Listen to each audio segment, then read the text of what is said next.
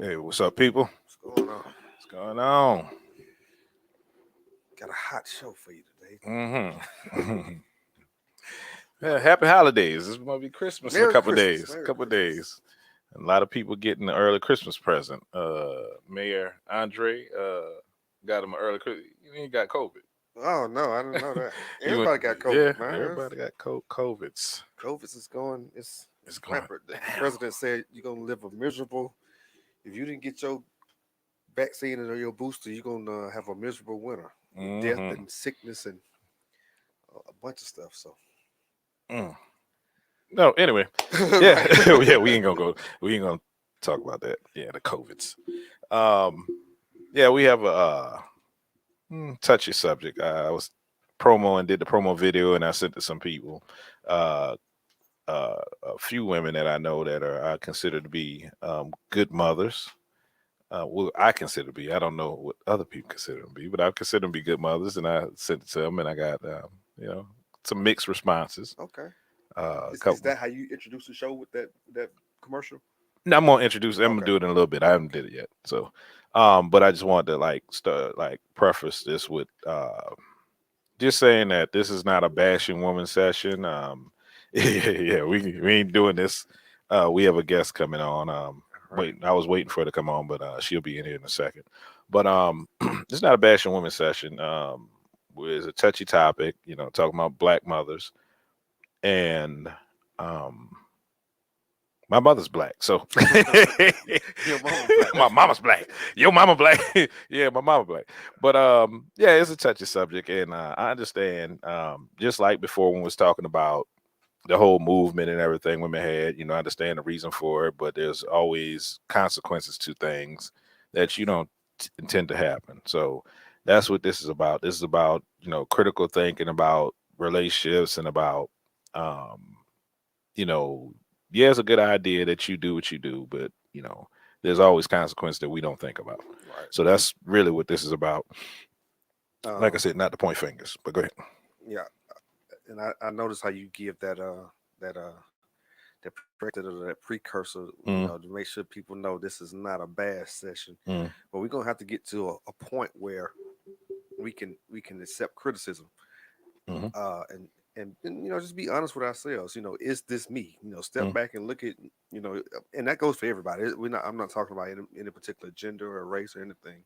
Just saying we gotta accept criticism and and you don't look at it as a bash, but as knowledge, really, as uplifting Mhm. to get you to a better spot. Hopefully get you better outcome. Okay, I'm gonna my guest coming on. Hey Ash, what's up? What's going on? This is Ashley from Black Girl Interrupted. She canceled the show so she could be on with us tonight. Actually, so I appreciate that. Praise right there. Yeah, I appreciate that. Really, Of really course, appreciate you it. know I had to. Let's get your sound. Let's get your sound real quick. Is that better? Nah, it's kind of. Joke professional. Get your sound. Hold on. Let me fix this. Give me 1 second. Just talk while you're doing it, so I can tell you. Can you hear me? It's still. Yeah, I can hear you. Yeah, I can hear you. Yeah, we can work with that. Don't worry about it. Hold Yeah. on.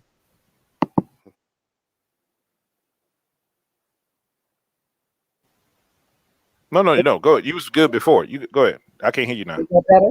That's way better. Yeah. No, you good. You're good. Don't worry about it. Don't worry about it. I'm gonna run the intro or the promo I did, the commercial I did for this, and then we're gonna get into it. Okay. All right. Cool.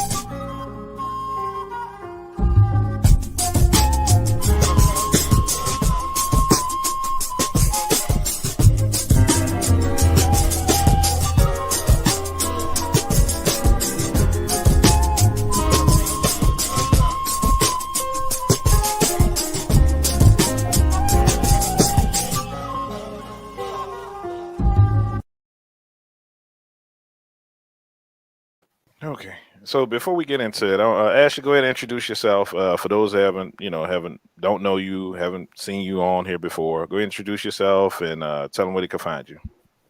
All right. Hey, y'all. This is Ashley. I am the. Do I sound better now? Yeah, you're good. It's just a little bit like it's like Is it maybe a you're in a different. delay? No, it's not a delay. Maybe you're in a place where like it's because I deal with sound. I could say, don't worry about it. It's me. It's just me. Go ahead. Go ahead. It's me. Being a sound Yeah, specialist. yeah. It just go ahead. No, but my name is Ashley. I am the creator of Black Girl Interrupted podcast, and you can catch me every Tuesday, every Thursday night. I'm on Facebook, I'm on Instagram, I'm on Twitter.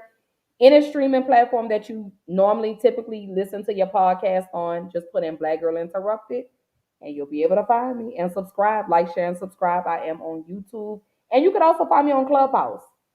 So, and I'm on Twitter.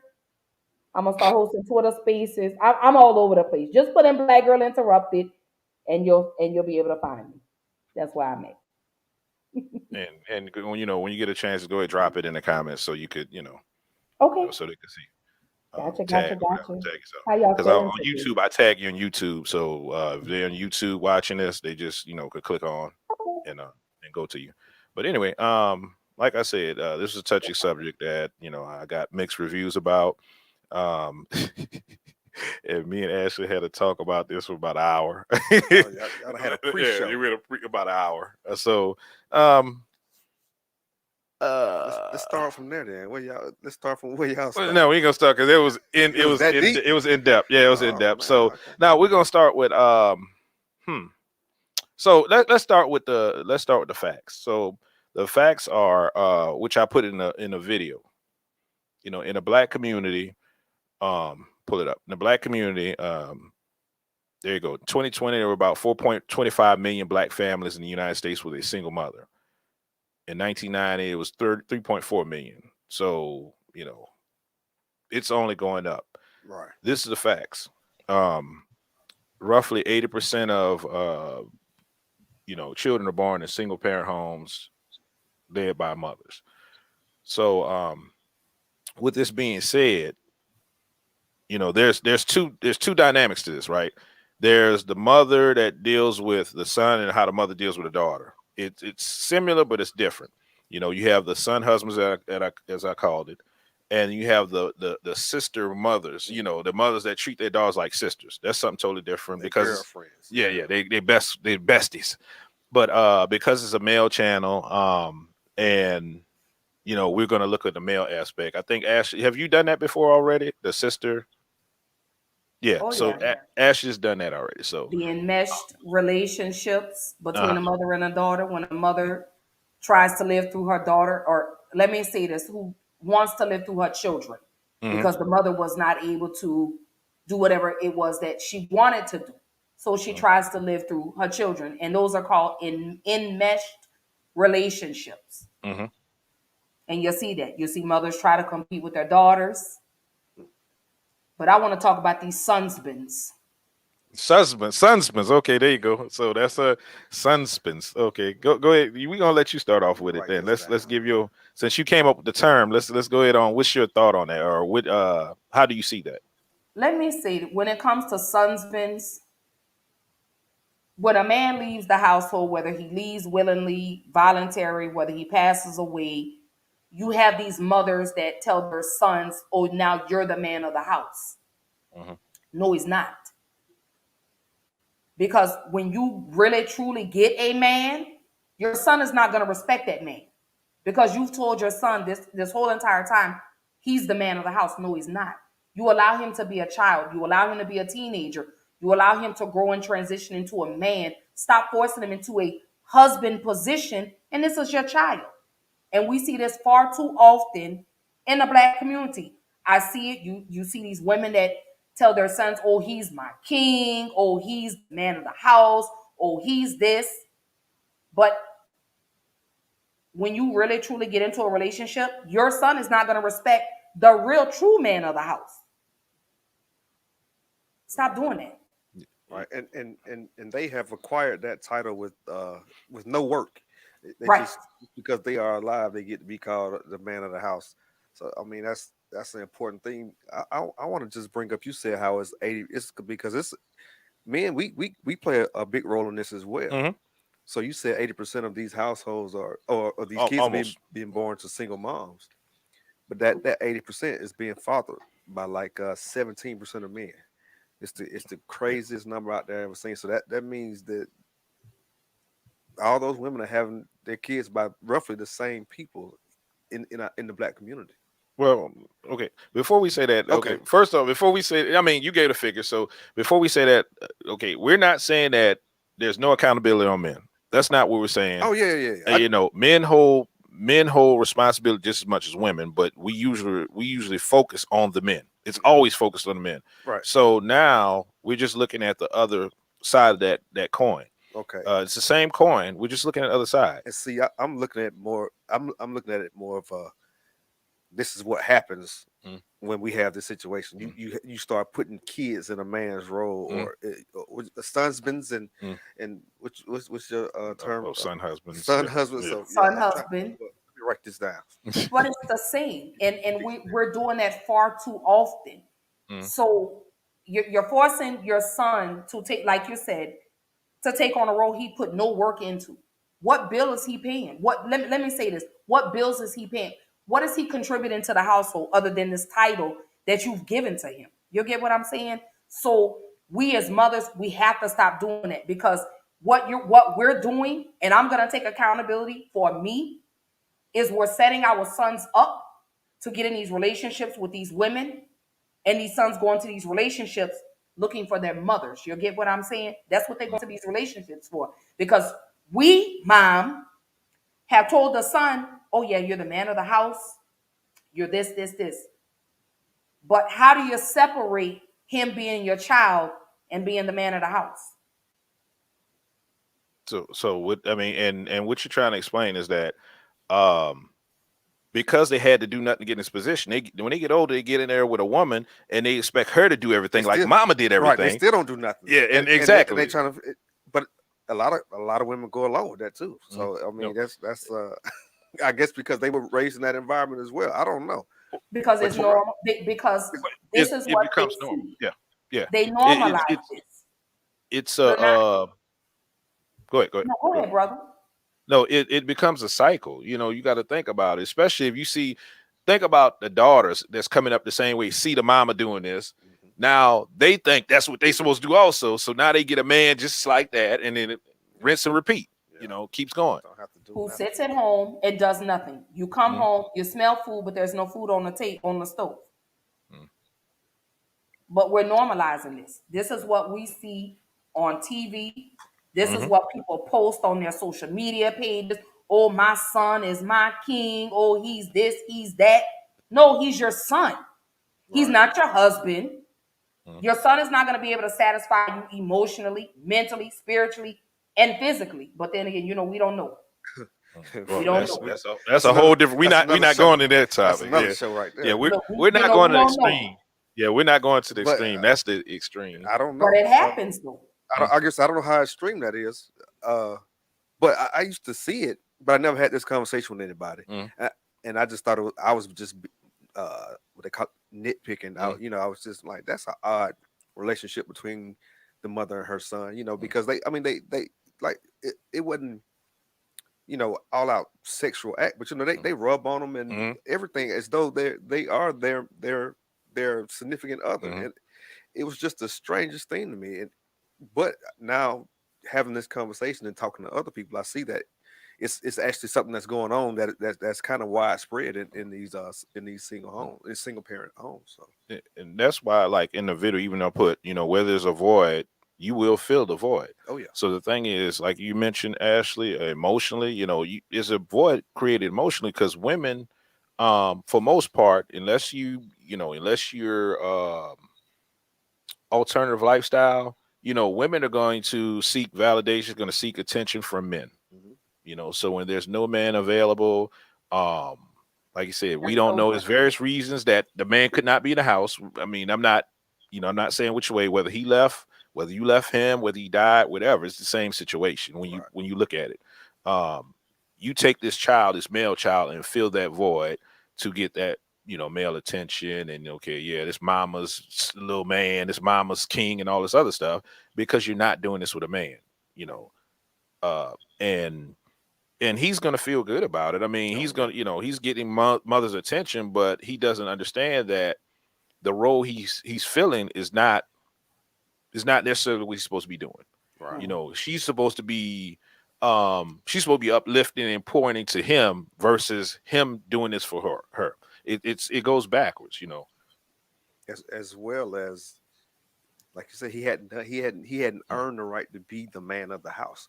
So if you never learn how to do that, if you don't have anybody to show you, then you never achieve that. And that's what we have today. Where you say they get with these women, they looking for their mothers now. And when I say looking for their mothers, they're looking for these women that are gonna take care of them, do everything for them, and they just sit back and pretty much do what they did as a child. Oh yeah, I'm the man of the house now. Oh yeah, they mimic what they see. You get the mothers that then become obsessed with their sons, and now they want to be involved in these relationships. That's why you see a lot of these baby mamas and mother and what they call them, the monster-in-laws, aka the mother-in-laws that are not getting along with the daughter-in-law. And the daughter-in-law could be a beautiful young lady, could be everything that she needs to be, but the mother is so obsessed with her son. Now she's starting to intervene in your relationship. She's always there, and then you have the son who, because I saw a video where, and they posed the question, who rides in the front seat of the car, your wife or your mother? And you see these sons, they put their mothers before their significant other, their spouse, whether boyfriend, girlfriend, whatever, floats your boat. And we've got to stop normalizing that. That's not normal. Wow. We have to stop normalizing that. We have to stop saying that that's okay. Your mother is your mother. Your wife is your wife. That's separate. When you leave the nest, your mom stays at her house. You go on with your wife or husband, whatever lifestyle you like. Mama stay in your place. You're supposed But to cleave. because You're supposed to cleave your parents and cleave on right. to your wife. But because you told him, oh, he's the man of the house, your dad is gone, so now it's up to you to do this. Now it's up. Now you putting all this weight on his son. So he gets into this relationship with this woman, and guess what? We're left to clean up the mess that you made, Mom. So guys actually putting their mom in the front seat. Yeah, well, that was the debate, on social media. That was the big debate. Oh yeah, yeah. People felt strongly about them things, and everybody going back and forth, So okay. So we had people feel like the mama should have been in the front seat. Yeah. I think it was something, they were going out of town or something, and he picked his mom up, and it was the debate. Does mom get in the front seat and the wife get in the back? No, Mom, you get in the back. Yeah, you're a passenger. You're a visitor in this car. In this car. Absolutely, you're a visitor in my home. So I can speak on this person. Like in our community, we usually deify our mothers, right? We deify our mothers, though we can't do no wrong. Even to the point of like in my personal life, like when I used to date women and we talk about these situations and share stuff. It's like, okay, no, you can't say that. That's your mama. I'm like, but if I feel something's wrong or this, whatever, and this is where men get shut down, like they can't express themselves because you can't say certain things, especially not about a black woman, especially not the black woman that birthed you, but nobody's perfect, Right. Everybody's fallible. Everybody, nobody is we're all human beings, basically. We're all human beings. So me pointing out, like, even this topic, right? I was real torn about this topic because it hits home. It's like, and the only reason I decided to talk about it is because, I have sons and I have nieces and all that growing up under me. And this is the purpose of me doing this, so they could see certain things that people don't talk about. Like, we don't talk about this in our community. I don't know, in my personal life, I don't know what happened to my mother and dad. That's not my business. That's their business. They were grown. But I know I was the one that had to change the locks to keep my dad out, right? I was forced to change the locks. So I was put in a position to, adult's position. Yeah, you was almost put in between, I was. the two of them. Right. So at right around 12 years old, that was my position. That's tough, man. So, like I said, this is my mother. I respect my mother and everything. Nothing against her. She did what she did because that's what she knew. Right. People grew up the way they grew up, doing whatever they did. We passed this on from generation to generation, and now we have now, because we're talking about this because we kind of know better now. Right. And when you know better, you're supposed to talk about it. You're supposed to, address situations and look at it from every angle, so you can try to see how can we stop this from happening in our community. Right. How can we, make things better? So that's why we're here now. And we're the whole seeing thing. it more. Go ahead. We're seeing it more. I listened to a couple of kids, that they're trying to balance school, sports, and home life. Mm-hmm. And you're forcing, I saw a video on Facebook. And this young man is, I want to say he's like 13 or 14 years old, has got a job to help pay bills in the household because his father passed away. So mom has told him he's the man of the house. No. At 14, 15, let me say this. And I don't mind running down the rabbit hole. I keeps my gun loaded. I'm ready to trigger. You know that. Because this conversation we're having tonight is absolutely needed, because we're seeing it now more in the Black community than ever. You're seeing these young men that are trying to balance. They play basketball or football. They're trying to balance schoolwork. Then they're working at maybe DoorDash or Uber Eats on the weekends, because mom has fell short on a bill. That's not your child's responsibility, mom. Allow him to enjoy being a teenager. He doesn't need to be worried about adult responsibilities at 15 years old. That's not fair to him. You're robbing him of his childhood. Yes. So when he gets 20 or 25 or 30 years old, you wonder why he's reverted back to a 17-year-old, because you didn't allow him to be a 17-year-old child. So this is why we end up with these 40-year-old men that still want to act like they're 22 years old, because at 13 years old, he's got a paper route. Or 15 years old, he's working at McDonald's or Popeyes trying to help you pay bills that you're supposed to be responsible for. And that's not fair. Right. So I'm glad you had this conversation. Anybody that's triggered, it hits home. That's the problem. Yeah, and it's one thing for a child to want to work, because you say, okay, this is how you, if you want that new pair of shoes, you got to go out there and make it happen. Even though you provide them with shoes, now you don't make that their means of getting shoes, but if they want something other than what you're providing, then I think it's no problem. But like you said, when you become one of the breadwinners in the home at 15, that's inappropriate. Absolutely. That's not what children do. I tell my kids all the time, childhood is the shortest part of your life. Yeah. Enjoy it, because once you become an adult, you're an adult for the rest of your life. That it ain't no going back. You are an adult from here on out. Enjoy these little 18, 20, however long you want to call childhood, but because once it's over, it's over. And putting a child in that place, or even putting the idea in their head, the electric bill is this much this month. They should even know what an electric bill. I mean, they should have an idea once they get older about paying bills, but not your bills. If they create their own bills. But why would you even put a child in that place? But I know so many people who were putting that, who knew, the lights might get turned off if I don't get this done, or that's totally unfair for kids. Or put it in their name, so they that put it in their name. That's a whole nother. That's another one. Your credit is shot. By the time you try to move it to your own apartment, you can't get lights, no water, no gas, because mama and these children in this day and age. See, it's totally different for us, y'all. Coming up, we didn't have social media. Yeah. These children are under so much extreme pressure. It's almost like these kids are under a microscope. So for you to add extra on top of that, then you wonder why the suicide rate in the black community of black men is so high right now. Because we as black mothers have put that extreme pressure on our sons. You get what I'm saying? Because the father is left.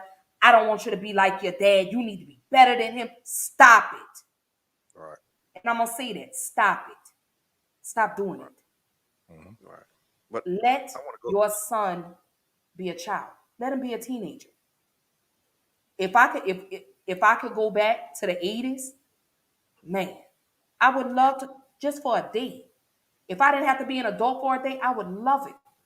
Right. Let these children enjoy it. Black mamas.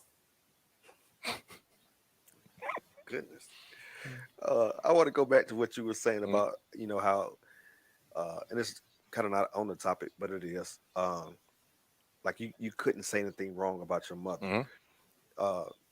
And the reality is, yes, she birthed you, she's your mother, but she's a human being. So she, like you said, she's fallible. She's gonna make mistakes, and if nobody's willing to call it out, then it never gets corrected. And like you said, nobody's beyond reproach. Everybody should be called out. Criticism is like I say, it's a learning tool. It's not for you to be torn down and feel bad about yourself. It's like I said, it's to build you up and show you where you can do something better and have a better outcome.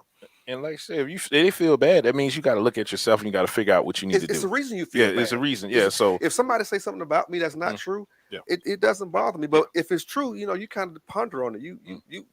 You start questioning, and then you get upset because they done called you out on your BS. But but like I said, what they say, a hit dog, a holler, that's real, man. That's real. So I was going. So basically everything we've been talking about is a term to Vert, and I've showed this a couple people, we even have it in the video, and people don't know the term, but there's an actual term for this. And it can happen with men and women. It doesn't matter the gender, but it's called covert incest or emotional incest. It occurs when a parent or caregiver relies on a child for the support that adult partner will usually provide. We're not going to talk about the romantic partner thing. Like I said, that's something totally different. We can stay away from that. No, no, we're not going to do that. It's different than physical incest because it doesn't involve sexual abuse. So the whole thing with that is that we've all explained certain parts of it, but it also, like, when a child is not, because a child is a child, he's going to do what they when you talk about male children, females too, but we're talking about male children right now. Male children going to do what they do, right? I was one of them kids. I was gonna do what I want to do, no matter what. I was gonna figure out a way to do it. And what happens is that usually what happens is that the mothers, because they rely on you emotionally, they start to play emotional blackmail with you. They start to play emotional blackmail. Try to make you feel guilty for making certain choices. And come on, Ashley, get up. I'm sorry. I'm sorry, Ashley. Get up. I'm sorry, Ashley. I'm sorry, Ashley. Come on. I'm sorry. Hey, y'all get y'all a glass of wine or whatever. I'm sorry. But this is all in growth. This is not in, right. It's not to tear down. It's not a tear down. It's all in growth. To recognize where we fell short. Let's do something about it. And the whole thing is that like I said, into the child's adulthood, that puts him at a bad spot in adulthood, because these emotional games you play with him, he comes susceptible to other women doing the same thing for him, and he seeks out these other women to do that, and it puts him in a bad place. It's never a fair situation when he gets in adulthood. He's constantly doing this, going from one woman to another woman, trying to not even trying, seeking out this, not even knowing he's seeking out this.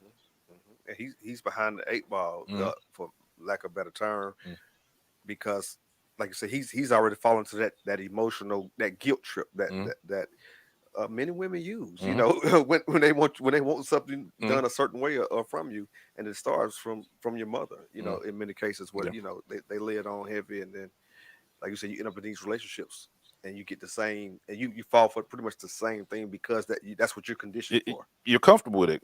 Go ahead, Ashley. What you was about to say about it? I see you. You hit the nail on the head tonight, because that's the truth, though. And I can only speak from experience, because I did that to my son. you know, the emotional abuse.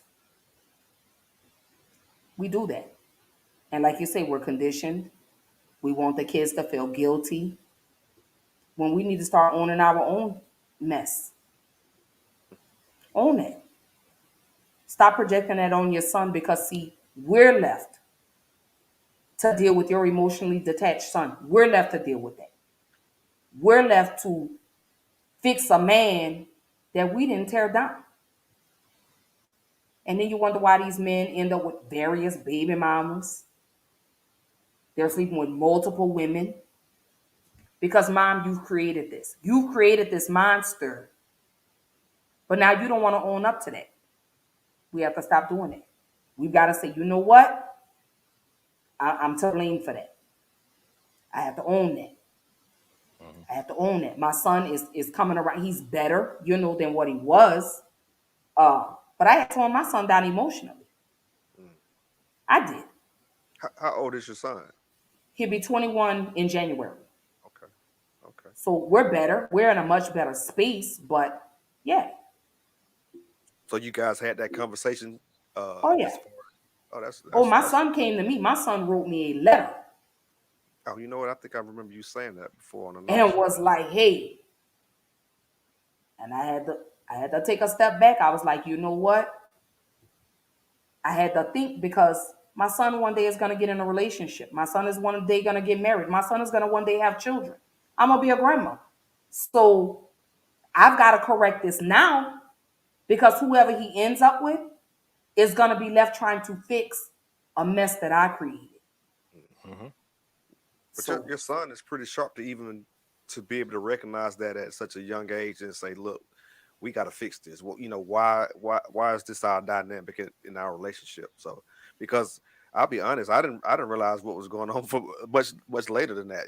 Before I could say, okay, this isn't right. Something is not right here, and not feel guilty. And once I got rid of the guilt, then I became the asshole. Yeah, no, that's serious. I mean, you go through that guilty stage for a while, but it's not being mean. It's just people take it that way because you cannot guilt me and say you can't shame me anymore. I can't be shamed. I can't be guilty anymore. So it's just But what you did is you're able to recognize that. You get what I'm saying? You have a lot of men out here that don't recognize that. And that's what I said about your son. He recognized it early. Oh yeah, because he wrote a letter.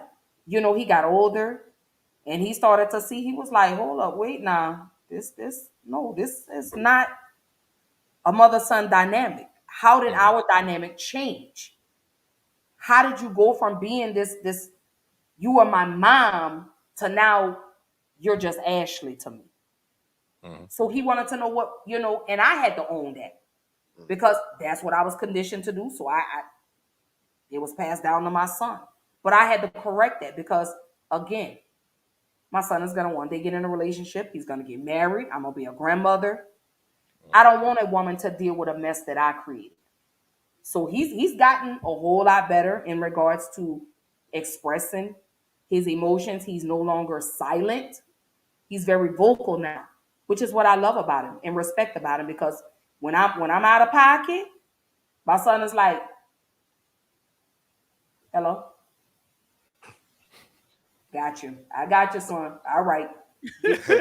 I veered off the tracks. You get what I'm saying? But I have to respect him now because he is becoming a man. He's not the man of my house. He's not my king. He's a man. He's becoming his own man. Yeah. Right. There you go. His own man. I like that. I like the way you said that. And I have to cut the umbilical cord. You get what I'm saying? I have to back up. I'm still but I had to step back. And I had to learn my position in that too. So Ashley, besides the letter your son wrote, what made you see the light and say what I'm doing is not productive? It's only gonna hurt him later on in life, or hurt whoever later on in life. Because it was destroying me in the process. Okay. It was destroying me. So you felt it. You felt it at the same time, but you didn't know how to cope with it. That's what you're saying. Okay. I didn't know what to do. But you knew you were doing it. But you Oh man, okay, that's it takes a lot to own up to that. That's what Or you it was call it. intentional because I was Mhm. hurting. So Yep. my children were gonna hurt. Everybody around me was gonna have a bad day. Everybody. Was Because it? Was it? because the person that inflicted the pain I couldn't get to. Okay, got you. That's what I was So about to ask you. y'all were the closest. Okay. Hmm. So you were gonna get a bitch. That's what you were gonna get from me. I'm hurting, everybody is gonna hurt. But then I had to sit down and I had to realize, look at what this is doing to my children. You get what I'm saying? So I had to step back. And when my son wrote that letter, which was my moment of clarity, the moment of truth, Hmm. I was like, I know the hell he did not. Oh, wait, who the hell he Who what? you talking to? Who you Who think you you writing talking to? Who you- Right. to? Lost his damn You call me ghetto? You call me what? mind. Childish? You were embarrassed? Who the hell? Mm. But then after the anger subsided, the sadness set in. Mm-hmm. Mhm. So I had to go sit in the mirror. And I had to look at myself. And I had to think about every situation that it rained. And I was the cause of the storm. You get what I'm saying? Mm-hmm. So I had to learn how to separate that because I was trying, my son was my rock. He was my right hand, when all else failed. So I was that mom. You'll get what I'm saying? Where I wanted my son to come in and the emotional, the mental, and that was not my son's responsibility. Mm-hmm. So I had to learn. I was like, yep, I gotta chill. So now we're in a much better place. The respect has gotten better. And I appreciate when my son is like, come on now. Really? And I'm like, all right, son, you right. You right. Get your mama back on track. Because I do fall short. We all do. We people. Right. But we don't own that. And that's the thing with parents, especially when it comes to black mothers. We want to hold on to our sons as much as possible. See, the daughters, it's a different relationship when it comes with girls and boys. We want to hold on to our sons. We don't want them to grow up and be men because we know the type of women, because we're those women. Mm-hmm. Mhm. Mm-hmm. But I had to say, you know what? I got to step back. I got to let my son be a man. So I know you don't speak for all women, but in your opinion, you think that's a large, or is that the majority reason why these sons are being treated this way? The same reasons you gave as far as Yeah. past relationships or whatever. Oh, yeah. Mom is mad because dad either left, dad died, they didn't have a positive male role model in their life. So they want their sons to live up to the men that we want. So we try to make our sons, we try to raise our sons in the way the type of men we want. We want a gentleman. We want a man that leads, that's the head of the household. So we project this on our sons. So when you're projecting this on your son at 12 and 13 years old, this is the mindset he has. Oh my God, I gotta go pay this bill. I overheard mom on the phone, or mom was telling me, oh, she's not gonna be able to buy me these tennis shoes because the light bill is due. Why are you telling your child? Why are you telling your son that? You don't have to tell him anything in regards to adult responsibilities. That's not your child's responsibility, though. But that's why we do it. We don't, we as haven't had, like I say, positive male role models. Daddy left. We got daddy issues. A lot of people not ready to pull those band-aids off and address those issues. Mm. But y'all know I'm an open book, baby. I'm so transparent. I had father issues. My father was not in the house. My father was a womanizer. My father was an abuser. So guess what? Those were the type of men that I attracted. Was it subconsciously, or you knew you were looking for this? I was looking. I wanted anybody that told me they loved me. I wanted that. So Gotcha. whether I had to sustain getting my ass kicked every day, getting belittled every day, just as long as he told me he loved me and I had a body laying next to me, I was cool. Mm. And you know what? It's good to hear you say that, because from my perspective, I always wonder, how do people put up with those situations Go or through. go through that. But you know, you making it clear for me, even though I probably never completely understand, but it makes more sense now hearing it come from you. Because I always wonder, I say, why do women? It's a lot of women who stay in relationships, physically abusive relationships for uh, extended periods of time. And I just always wondered why. But like I said, that gives me a lot of clarity too. Because it equates to Think love. about the mind, right? Think about the dopamines and the hormones that it release. It's this addiction. It's addiction basically, because like she got used to her father being a certain way and it felt good. I mean, that's what she knew. Right, it felt right. So she goes out, looks for something else, and when it feels right, she gets those dopamines to her brain or whatever. So it's basically the same thing, just like with boys. When they see the woman that's like their mother in our community, strong black woman, that's what they, quote unquote strong black woman. He goes to this because it feels a certain way, but then it brings them back to childhood, basically. Takes them back to childhood. Yeah. And that's why, like you said, 40-year-old men go back to, 17 or whatever, because they revert back, because it is trauma. When you go through, like a lot of people say, you stop growing wherever the trauma happened.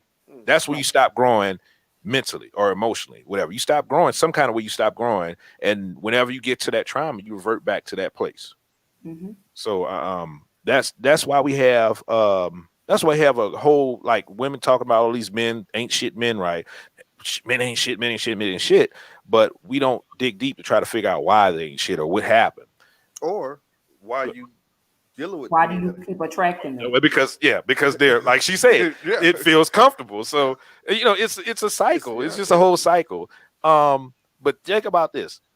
Think about back in the 80s when we had the crack epidemic, all these men was going sell crack and stuff, doing whatever. These young boys going sell crack. Think about that. There was a need because there's no man in the household. The mother, because think about it, the mothers knew they were selling drugs. Majority of mothers knew they were selling drugs. Yeah. Majority of them. Yeah. I want to say 90+% of them knew, because I mean, he's having cars, he's showing up with his trafficking and stuff. They knew what was going on, but he was feeling a need. Yeah. And in the back end, like, your child is getting killed in the street, your child's going to jail and everything, but you accept it because you feel they're serving a purpose. Like you said, it feel that void, it feel that need. So that's But you have mothers that push their children into that lifestyle too. You have parents that do that. Moms do it with their daughters. They push their sons, and like I said, it's a cycle that needs to stop. We have to stop normalizing that. Stop pushing your son at 13, 14 years old of being a man of the house. That's the time, baby, when that man leaves or passes away or whatever, or the county separates y'all, however the situation is. Ladies, that's the time where you sit down and you get to know you. Allow your son to be a child, let me say that. And you get to know you. You take time out for you and you heal, because, see, you're projecting this on your son, who is then going to project it on his relationship, who, whenever he has a child, guess what? Is going to be projected on that child. So now you got this ugly, like you say, wash and rinse, repeat. That's what it comes out to be. So for a balanced conversation, I'm going to bring this point out because we've been saying certain things. What we were saying, some women are going to be like, I'm in a situation now, I'm in a situation where I have to play both parents and, and be the man and the female, or the mother and the father here. So, and I understand you have multiple kids. It will be hard. You're going to have to need help. What I want to say is that, I mean, you can ask for help, but don't just drop it on that child's back, right? Like a full adult, which call, okay, can you help me out with this? And then allow your child to be a child at some points. Because like I said, some of this stuff I'm speaking out is from personal. It's from personal stuff. So, what happened with me was like, all the time I had to be in this role all the time. When I try to go out and be the 15, 16, 17-year-old, whatever, it's like, no, don't do that. Don't, stay inside, just stay inside. And, and even try to have my brothers and sisters try to keep me inside, which it became a game because I'm stronger than all of them put together. So, it became a wrestling thing. And You're the oldest? Yeah, I'm the oldest. Yeah. Oh, okay. So So they try to keep me inside by force, and I just toss them aside, whatever, and get out the house. And be like, all right, I'm out. I'll be back. It became something because we clown all the time. Me and my brothers and sisters, we just clown each other or whatever. So it became a game. It wasn't bad, but looking back, I'm looking back at like, okay, that was part of the manipulation. That was part of trying to manipulate you to do whatever, to keep from me doing what I wanted to do. Right. But like I said, you can ask for help. This is a young man. Like you said, teach responsibility, but don't just. This is not his responsibility. Right. And you were finished. Yeah. Go ahead. I would say, ask for help, but ask for help for childlike things. Clean your room, clean the kitchen. Yeah. Make sure the house is clean. Stuff like that. I don't think it's good to say. You think you can bring an extra 100 in here this week? Because that financial burden. It's right. You have to have skills to go out there and make money, or you have to do in the streets. You have to go to the streets. So when you as a mom, and you said mothers have to play. I hate that term. They have to be the mother and the father because it's really not true. They can't be the mother and the father. What they're doing is they're trying to take care of a family as a mother. That's all they can do. We have to play the roles of two adults. What I'm saying, right? I see what you're saying, but a lot of times I hear mothers say you have to be the mom and the dad. You can't be the dad. All you can be is this child's mother. And provide for them the best that you can. But like when you're asking for that help, keep your room clean. Not even cooking. Have dinner ready for your brothers and sisters, so when I get home, I can do something else. That's the kind of help I think more so than that financial burden. Because I think everybody need to know how to cook. Everybody need to know how to clean. Oh, yeah. Those are things that you gotta carry with you for the rest of your life. So get them boys those cooking sets. It's not gonna make them gay. Nah, that's another thing on social media. Been going around a cooking set. That was the thing. But y'all got to think times are so much. It's different now. When we were in high school, they did have home economics. Right. So the boys, they learned how to sew, even though they couldn't really quite sew, but it was a requirement. You get what I'm saying? It was mandatory. You had to take a life skills class or whatever they called it back then. It was home economics or life skill, life management, whatever it was called. But I'm with you. I'm not going to ask my son, hey, can you pay the light bill this month? Or, hey, the gas bill, or I'm a little short. No. I need you to keep the house clean, take the trash out, clean your room, make sure, put all your clothes in a dirty clothes basket. So come Saturday when I'm off and it's time for me to wash clothes, or you can wash your own clothes, whatever the situation is. But I'm never going to go to my children and say, hey, I'm short on a bill, because that's not their responsibility. And no, we as women cannot teach our boys how to be men. I'm not a man. I can show you how to love and be nurturing, because that's what mothers are. We're nurturers. And what you're supposed to do, but the man is supposed to teach you how to be respectful. But it's up to us as mothers to allow our children to be around positive role models. Stop letting every time Dick and Harry come in your house because he's making you feel good. Right. Just because he's making you feel good, think about your children. And that's another conversation that we definitely need to have. Stop bringing these random men around your children, because your sons are going to think it's okay, and your daughters are going to think that's okay. Stop that.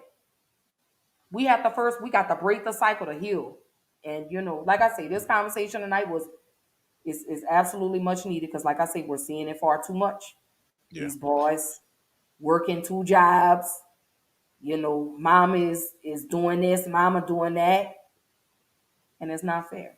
And to you black men, I love y'all, and I'm so sorry for the mothers that have manipulated y'all, that have made y'all grow up way sooner than you had to be. I apologize for that. And that's from 1 black mother to 2 black sons.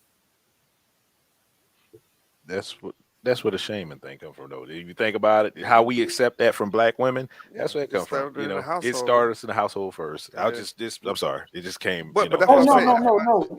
So much longer to recognize what was going on. That's why I was like, your son he's pretty sharp. He picked up on that pretty soon, because it took me a lot longer than that.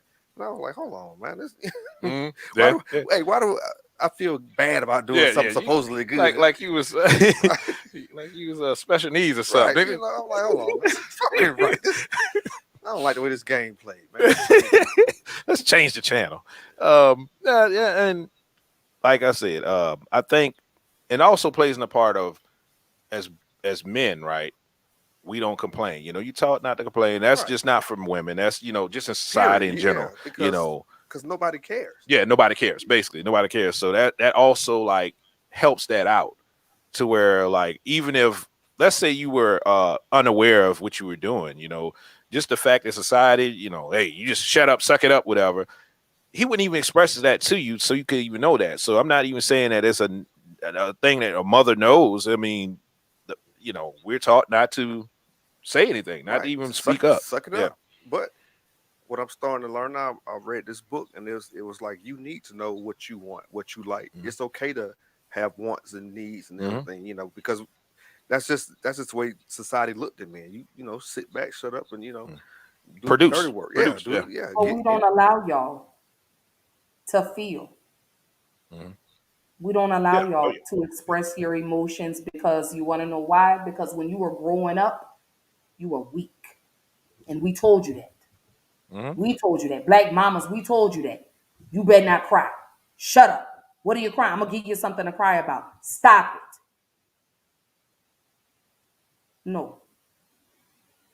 So I am again going to apologize for not allowing our sons to feel human. If you're sad, be sad. You need to cry, cry. It doesn't make you less of a man. It makes you human. So I'm going to apologize for that. Because as a black mother, I didn't allow my son the space and the ability to be able to express. You want to know why? Because I didn't make his environment safe. We as women, when a man is trying to open up and express you, stop shutting him down and stop throwing it in his face. Because you want your man to tell you and express to you what he's feeling. Because when you guys hold it in, it's called repression. And at some point, it festers and it builds and builds and builds. And you know what? You black men start to self-destruct. It comes out as aggression, usually. That's what happens. You become very overly sexual. You become abusers, whether it's emotional, physical, mental. And then you check out on life. You get what I'm saying? You drink it away. You smoke it away.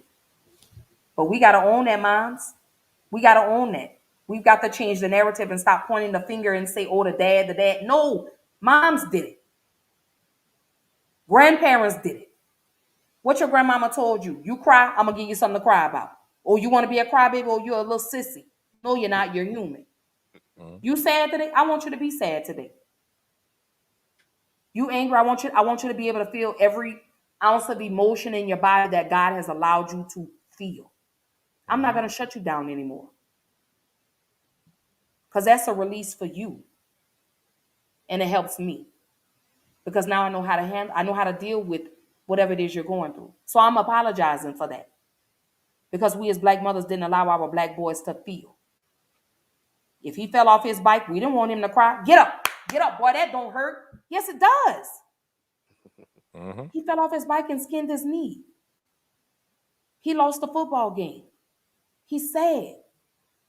Stop telling, oh, it's just a game. It may be a game to you, but it wasn't a game to him. So I'm sorry about that. I apologize for that. For every black mother in America, old, young, and in between. Clean up your mess, ladies. Fix it with your son or sons. Because you ruined him for the woman that's really trying to love him. Because you ruined him. You destroyed him. You made him feel less than. You made him into be who you want him to be. Your son's been. That's who you turned him into. Okay, I'm done. I'm off my soapbox. Yeah, how you done? Look, I'm I'm gonna jump in what you piggyback on what you were just saying about, you know, not because I think it's a way to do it, because I'll be honest, I don't want my son sitting around crying about everything that don't go his way. Mhm. So I Right. have to explain to him, but that's one thing I didn't do. I didn't beat him down for that. I asked him, how is this make your situation better? You sitting there crying about whatever, did it fix it? Did it make it better? It's because things happen. Feelings Mhm. get hurt. Mhm. But it's all about how you do deal with it. And a lot of times, Mhm. I would see that what you said, how the moms, oh, you a sissy, or and I'm like, it don't take all that, because even my old man didn't talk to me like that at all, when I was crying, but I eventually grew out of it. He showed me, this is how you deal with that. This Mhm. is how you Mhm. you work through that. Disappointment gonna happen for the rest of your life, Mhm. so you need to learn how to manage it now. But it's not necessarily a bad message. It's probably the way it was delivered The a way it lot of was different, times. yeah. And the whole thing, like you said, think about a young male repressing emotion for 10 plus years. Think Right, about that. right. When he gets a grown man, all he has is anger. You got you All he has, I mean, because that's the easiest thing to have. you got the Yeah. ultimate. I tell everybody, the the the male human is the ultimate killing machine Mhm. on the planet. And when you raise them, like you said, with all that, what you say, regression or Repression. Repression. repression, it's gonna come out somewhere. Hmm. Oh yeah. And whether that be towards himself, Hmm. towards others, Hmm. whatever the case may be, it's gonna come out, and it's not gonna be nice when it No. does come out. It's, Hmm. it's gonna be violent. Hmm. Because that's one thing men are good at. When we want to, we can be violent. Yeah. We can take violence to the next level. Just read some of these history books of what were done in different civilizations Hmm. as far as violence goes. Men can be violent, and when you have that pent up for however long, it's gonna come out violent. Oh yeah. It, And it it, comes out so terribly to the point where they're starting to hurt the people around them. mhm. And you start to lose the people around you. And that goes back to again the husbands, when the father leaves. Like I say, whether it's voluntary, involuntary, whatever the situation is, it goes back to that. And it goes into the manipulation, the emotional manipulation. Now you're putting your son in the middle of a situation between him and the dad. You're trying to force him to choose. No. Whatever happened with you and dad or you and mom, however the situation, whether mom left, whether dad left, keep the children out of the midst of all of that. Yeah, they should know adult business. That's definitely it's overstepping boundaries. But like you say, that's the manipulation because the son will go over to dad's for the weekend. Well, who your daddy had over there? He better not have had that bitch around you and all that and da-da. And then You better tell me. daddy with the Mhm. manipulation. Who your Mhm. mama got over there? I know she got another man over there in her bed. So now the son, the child, and I'm gonna say sons, because see the daughters ain't gonna say nothing. Well, I don't know. Mama told me not to, but the sons, Mhm. because they love their moms, they're gonna tell. So now the son is being manipulated on both sides of the coin. Mhm. I just say leave the children out of it. And to you, Will, I'm sorry. Your mom put you in the middle of her issue with her and your dad. That was unfair to you. That was totally unfair to you. I'm better now. But you still have to apologize to the little boy that still resides inside of you. Hmm. You have to. Mama was wrong for that. But my mama did that. Hmm. Oh, your daddy this and your daddy that and da da da. Let me see that for myself. Allow your children to see for themselves, Hmm. especially boys. Because see, we're always the vindictive ones. Women, we're so vindictive. We're gonna do anything because we mad at the dad. Because dad left. Dad got into a new relationship. Dad remarried. Dad had a whole nother family. So guess what? We're gonna dog daddy. We're gonna drag daddy across the coals because now you're trying to figure out a way to still be in control. And we do that with manipulation. Yeah, it's about control. Hmm. And that's where the husbands comes in. It is the control. Mama still wants to have control. You're not your dad, but you are your dad. So now I can Yeah, control just you like your because pa. now I'm telling you, You hear that? you're the man of the house Just now. like your pa. Yeah. Yeah, just like your dad. Look just like him with your ugly ass and Yeah, that. Wow. stupid ass. You stupid motherfucker. That's what they say. I didn't get all that. I ain't gonna. Mama, I didn't say all that. Yeah, I Well, ain't get no, none you of that. didn't say that, but you have some moms that do say But I've that. heard that. I've heard that from other women. I've heard them say that. I'm like, hey, yo. I mean, come on now, yo. Yeah. The manipulation, the It rolls off the control. tongue so naturally too. When I've heard it, it's just Yeah. it's like second nature. Yeah. Oh yeah. It's a language almost. It's like Right. this It's is normal. that ain't shit language right here. Mhm. I'm rolling it out on y'all. Yo. I've been And that's practicing in the mirror. I've been waiting for this moment. Oh, he did it. Ooh. But this husbands, it has to stop. It Now, just completely on ultimately has to stop. We've got to the other stop side, normalizing this type of behavior. But it goes back. You know, your grandmama did it. a good like in me, like I noticed that in my 20s, right? When I seen like that type of language, right? It was something in, if I messed with a woman that had children or had a child or whatever, because I try to stay away from children. But when I was 20s, I started stay away from children. One maybe it was all right. But anyway, when they brought that stuff up, I'm gone. Like I distanced myself because You getting that next? yeah, you're gonna get that aggression because that's what you're about to get into. Right. But just it was not. You notice that because you dealt with it. So you put yourself in that place of that young child, be like, oh, yo, nah, I can't be a part of this. If I'm a part of this, then I'm part of damage to this child life. So, it's women, it's women that before they had the term ghosted, right?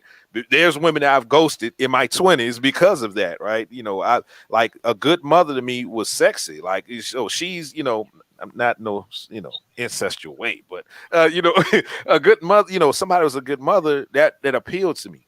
Like it's like, okay, you know what? It's two things, that they're treating their child right, and they have the capacity to be nurturing, and with you, they have the capacity for that. You see that already play out in their child. Yeah, you already see it in their child. So I noticed that as a young age. That's something I noticed in my 20s that what I wasn't going to deal with. And I think that's right now, a lot of men will not deal with single mothers. There's a whole thing right now that, and they're bashing single mothers, but this is why. This is one of the reasons why. They see things displayed with single mothers like I don't want no part of it. Yeah, I don't even think it's bashing. It's for one, it's a preference. Like you said, you dealt with a child, not children. So I mean, everybody has their preference. But for me, it was crazy because I was so oblivious to the behavior that it was normal, and you see it and you just like, that's just the way it goes. And one day I had to it's a black experience basically. why do I had my first daughter when I was 15, and I dealt with a lot of drama, I guess you could say. But hearing a lot of this stuff, I couldn't, but it was second nature. But at some point I was like, this couldn't be the only way. It has to be a better way than this. This is not the way to get to a good result. A good result, yeah. A healthy child, That's my thing. A healthy child. But we go off of what we see. We go off of learned behavior. This is learned. This is what we saw coming up. So we figured that was the way to discipline. That this was the way. But I'm like you, Will. I don't deal with a man that has baby mama drama. No, I don't want no parts of that. Cause see, I fight baby mamas. No, let me stop. But really though, but if you got that type of drama I don't want no parts of it. And I'm to the point now, I'm not dealing with a man who has a toddler either. No. Yeah, you've been through that time, and I understand that. You don't want to go backwards. Yeah. My boyfriend now he's 49. His last child is in college. He's a grandfather. Like, he don't need no toddlers. But I mean, no. He don't need no toddlers at 49. But you got some men that it's a lot of them that have dipped back and reverted back because they trying to make up for not being in other children's lives. So they, no, baby, true. I don't want the, That's what it is. No, yeah, because I mean, they feel like they messed up the first time, and maybe they they want to do it. Hey, I know more now, and I can, I can make I'm better. Especially a mature. child ended up to be one of them children that go to jail or something. Maybe, God forbid, the child dies. I'm then gonna try this again. yeah, I know more. I know, how to pick a woman better. I know, myself more to where I can, help the child navigate life better. You see that throughout society though. You see these guys. I think what Mick Jagger's what, like 80 something. He got like a 3 or 4 year old or something like Yeah, that. really? Yeah, Yeah, damn. Mick I Jagger. didn't He's know a that. Rolling Stone, baby. So Okay, Rolling Stone. yeah, but I'm gonna live up to it.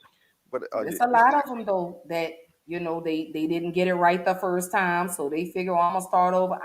Keep your toddlers over there, baby. My baby is 12. She is the last of the bunch. Mm. But that goes back to the husbands. Mm.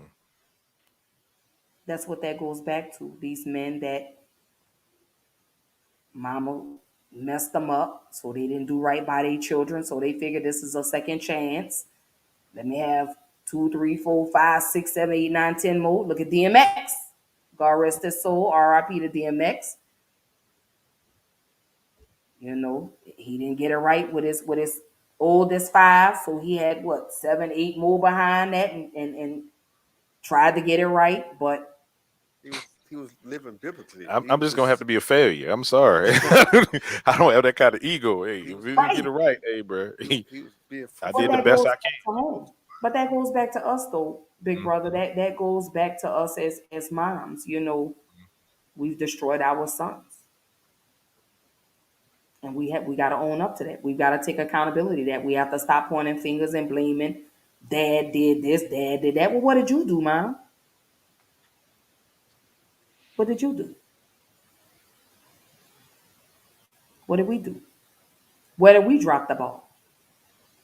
But they're not ready. They're not ready to point out our flaws because we have failed our sons in the most overt way. We have failed y'all. How do you get I mean you seem to have seen the light, at an early age. How do you get women to take that accountability and say what I'm doing is wrong? Or do they have to see it for themselves? You have to, and let me just speak for me. Right.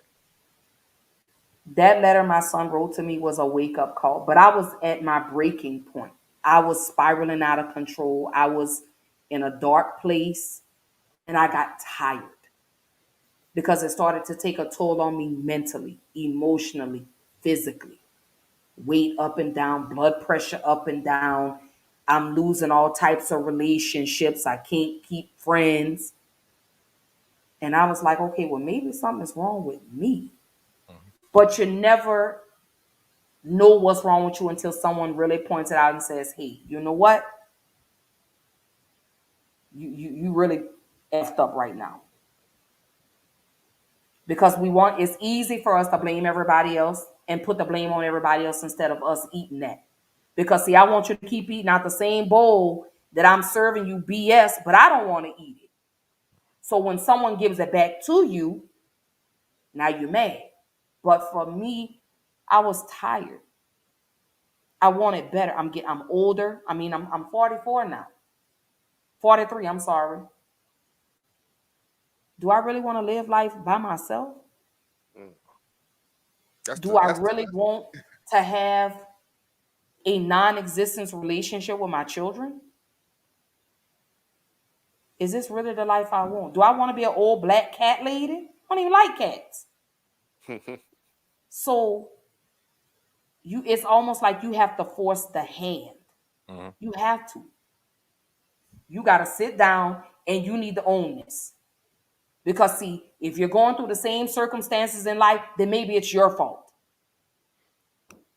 I think a lot of this is like having self-assessment, right? Assessing yourself. Because what I see, and I've been in spaces with a lot of women around, we've had this conversation, right? What I see is that they go from relation to not focus on what they are lacking in their life or what they missing or even feeling that type of feeling. So they look for somebody to fill that void, or Validation. complete me. That's what they call it, complete me. I'm looking for a man to complete me. You should be complete already yourself when you get in a relationship. Right. You should, anything extra is just, A man should be lanyard. an It's enhancement. enhanced. He shouldn't be your, Yeah. Yeah. But I notice it's for whatever reason.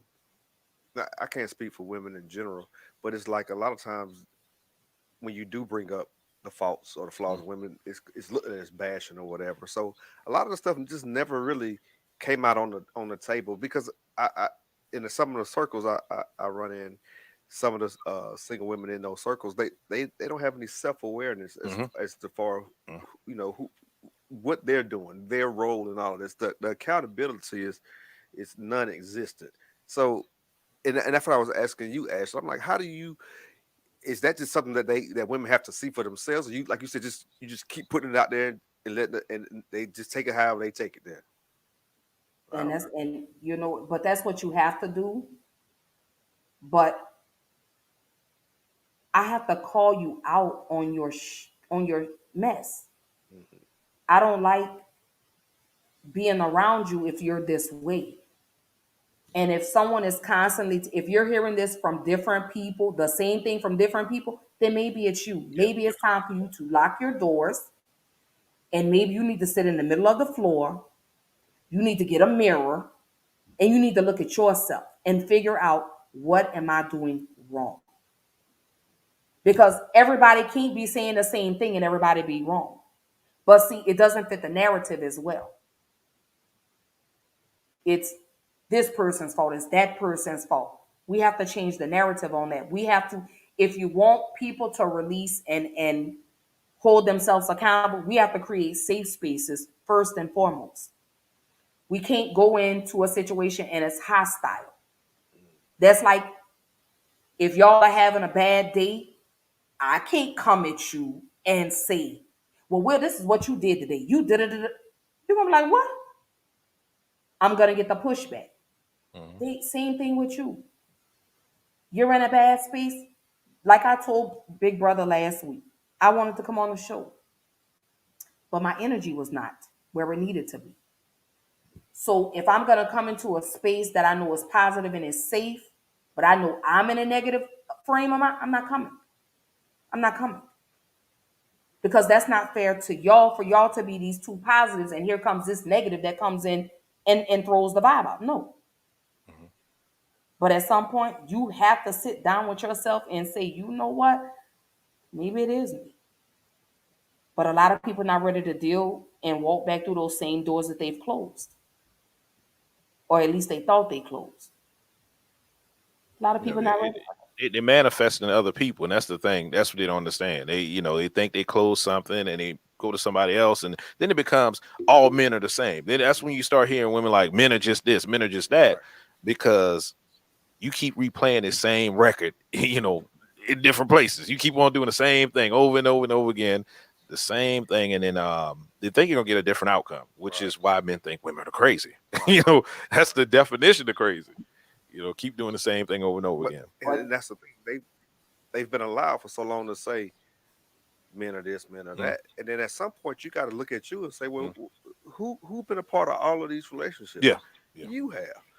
So is it really these men, or are you picking the wrong ones? Are you looking for something that I mean, based on what you guys are telling me, that you subconsciously are comfortable with? It gives you what you're looking. I don't know.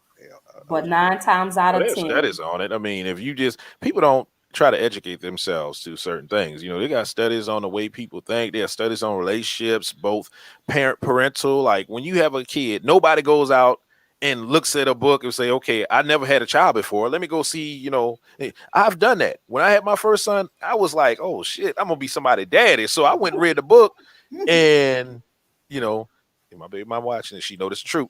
And I gave it to her, and then I used to always be like, hey, you read that book? This is a book I read, and I agree with this. This is how I want, you read it. Oh, I didn't read that book. Oh, okay. You responsible, man. That's good. But because I I'm self-educated. Anything I've learned, anything I know is because I went out and sought that information. So the thing is, like I said, I'm not gonna know how to be a daddy. I know how to be a big brother that was put in a father's role.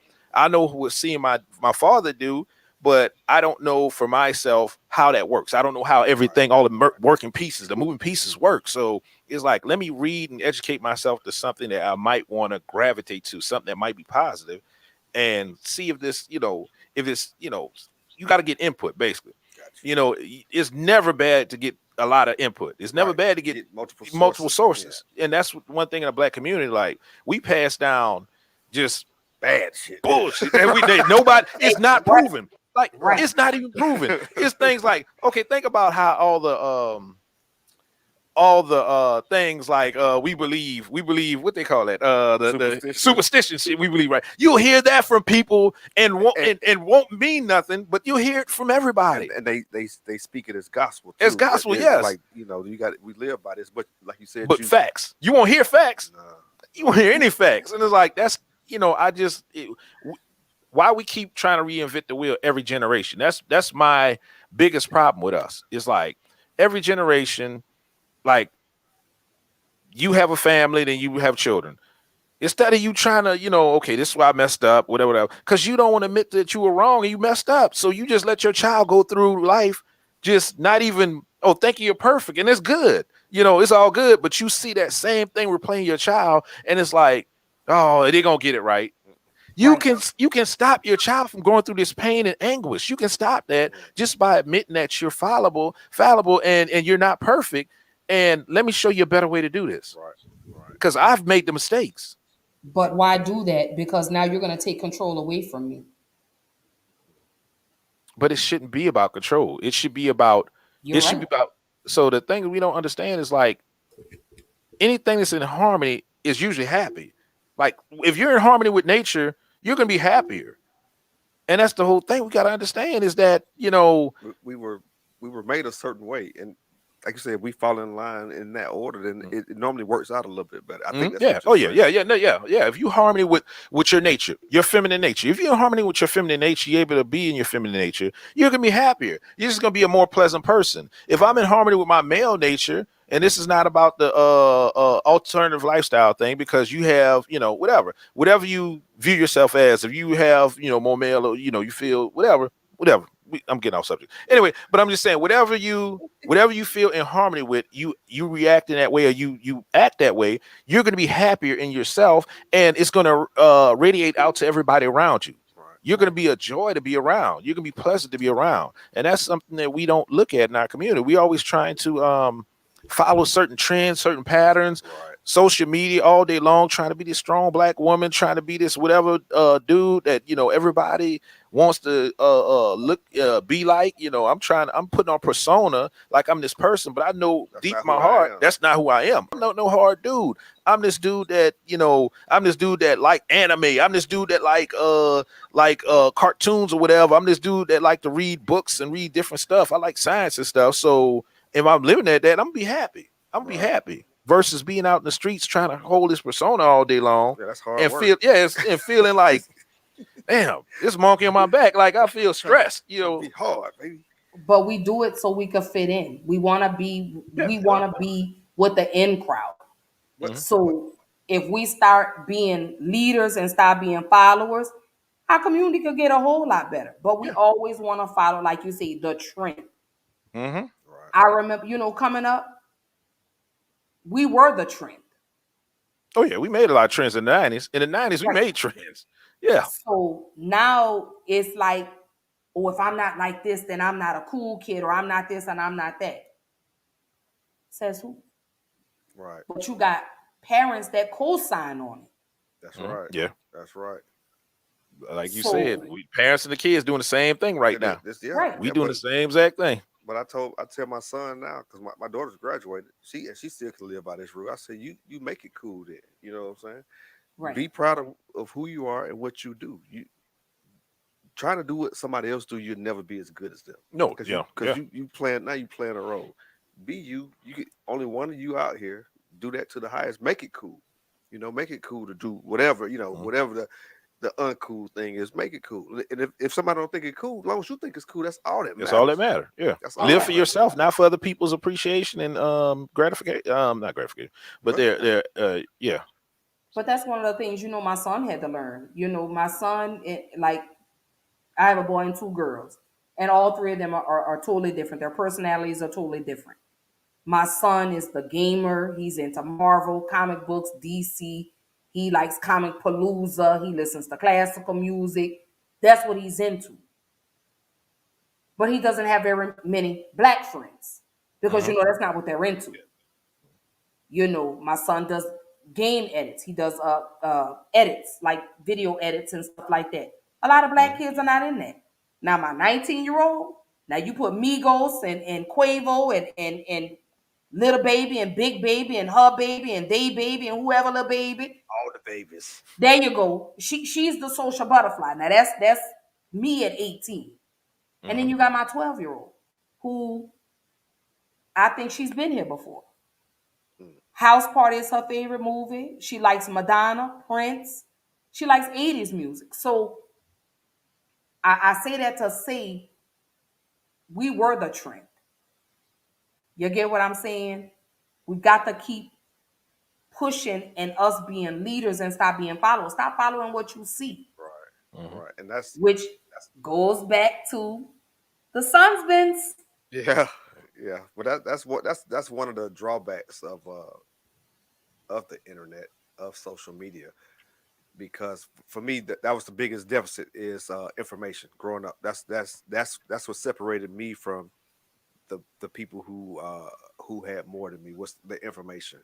Right. Now we have the information, but the problem is now everybody's following the follower. So they, it used to be I could go to New Orleans, they had a different type of dress, different type of style. Of course, you guys talk different or whatever. But now you go to California, same thing. Go to New York, the same thing. But not everybody's dressed the same way. Everybody want to use the same lingo. Everybody's following the follower. Nobody's willing to be the individual anymore. Oh yeah.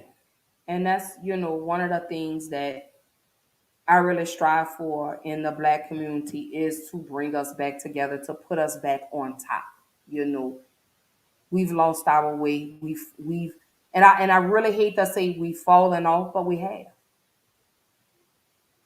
And that's one of the things that I really strive is to push, is to heal in our community, because we're who everyone wants to be like.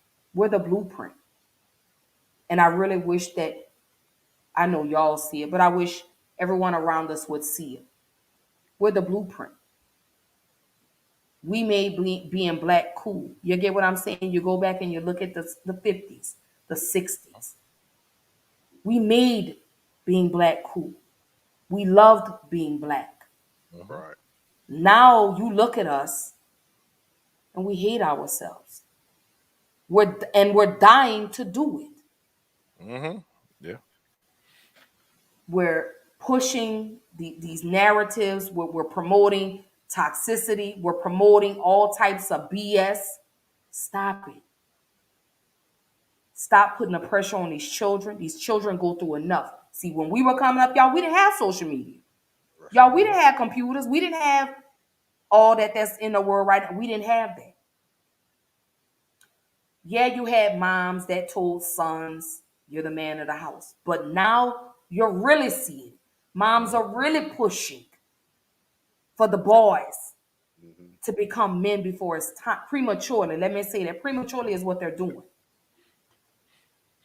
But prematurely with no skill set. With nothing. Being a man is a skill set. It's not. And they're not encouraging it. That's the thing. You're not encouraging your son to be responsible. The thing is, I think the reason they don't think about, like you said, we're talking generation. If you don't value men, right? You don't value men, but you see males, right? Yeah. The boy is a male, but you don't value what a man can bring or who a man is. So any male to do, your son is a male. So when you go out in the street, you're going to treat everybody like your son, right? And then women do that. They treat men, black men, like they're beneath them. Majority of black men, these women treat like they're beneath them because they used to interact with their children. And they treat men like children. It's like, okay, this is a damn man. This man, he deserves respect. women don't even understand. Like, this man could take your ass out, and she'll be toe to toe with him. Like, she can do something to him and be arguing with him, and it's like, yo, respect this man. This is a man. This is not your child. Right. But that I think that's, like you said, that's a big disconnect. yeah, there's a disconnect. Yeah, Man from male, Mhm. because those are two different things. Yeah. You know, and like you said, he's using some restraint, but Yeah. it's very commonplace to see women face out square off with men today, and I never understood that. When did women start fighting anyway? When did women become the fighters of the species anyway? But now they want to fight the males. Oh, yeah. And Because we're getting paid to do it, and we're being Yep. pimped by black people. That too. but that's We're getting paid to Oh, get yeah. on TV and act plum fools. That's Plus, why we do it. there's think about it. There's no really downside to that. A lot of times, because if a man fights you, he going to jail. he going to jail. First of all, he looked at a certain way, Yeah, less than manly. I can't believe he hit that. Yeah, woman. I can't believe he did it. Then he goes to jail, right? So she could pop off all. There's no consequences really for her, because most men are going to show restraint. See, that's what Most men are going to, hey, that's a female. And I'm not going. I have this conversation with my daughter all the time. I said, most men are going to show restraint, but Mhm. that don't give you the right to do any of this. That'll get in people's face and all Mhm. that. I don't give you that right, because I said there's still some savages out there in this world. Hmm. And you don't know when you're dealing with Yeah. them. They'll show you faster than I can tell you. And you don't know them. You can't see one. You can't see them just until by it looking at happens. them. You Yeah. can't, savages come in all shapes, sizes, and everything. So I'm telling you, there's still some savages in this world who not gonna put up with that. So that same, for me, you getting in the man's face, pointing in his face, that's, to me, that's no different than a man putting his hands on you. Yeah. That's your way of That's your aggression. That's Yeah, your sure. aggression. Mhm. So you instigating this fight that could happen. Stay out of that. Stay in your place. Be a woman. Be a lady. Don't square off with no man, because that's a losing proposition for you. Yeah, he gets to go to jail, but what if he take your life before, In the process, that before they happens? come get him. Yeah. Or- Your life or- is worth or- more or- than that. Or maybe he don't take your life, but you just severely disabled now. You're Right. brutally beaten now. It's not that serious. But that goes back to moms telling their children, their daughters, don't depend on no man. That's why you have these alpha females alpha that women. don't Yeah, know alpha how to be a woman, because we this and you can't tell me nothing, and you that. I'm guilty of that, because that's what my mama told me. So it was, oh no, you can't come in and you can't tell me nothing, and how you, and this is what we doing. Oh yeah, you do. Right. And you really think a man is going to respect? You really think you're going to get a good man and you all that? What? No, babe. You're going to get a man that has 12 baby mamas, has 22 kids, that has zero respect for you and your children. Right. He's gonna You respond always to that respect. behavior. Yeah. He's used to responding to behavior, so he knows how to deal with your ass, and it's to put hands on He's you. gonna exactly. And then you ready to call the police, but you got in this man's face. Women, stop jumping in a man's. You're not a man, baby. All right. Stop it. And again, that goes back to those husbands. Because guess what? Mama has allowed that. And now mama's coming and getting in the middle of it. Mm-hmm. Yeah.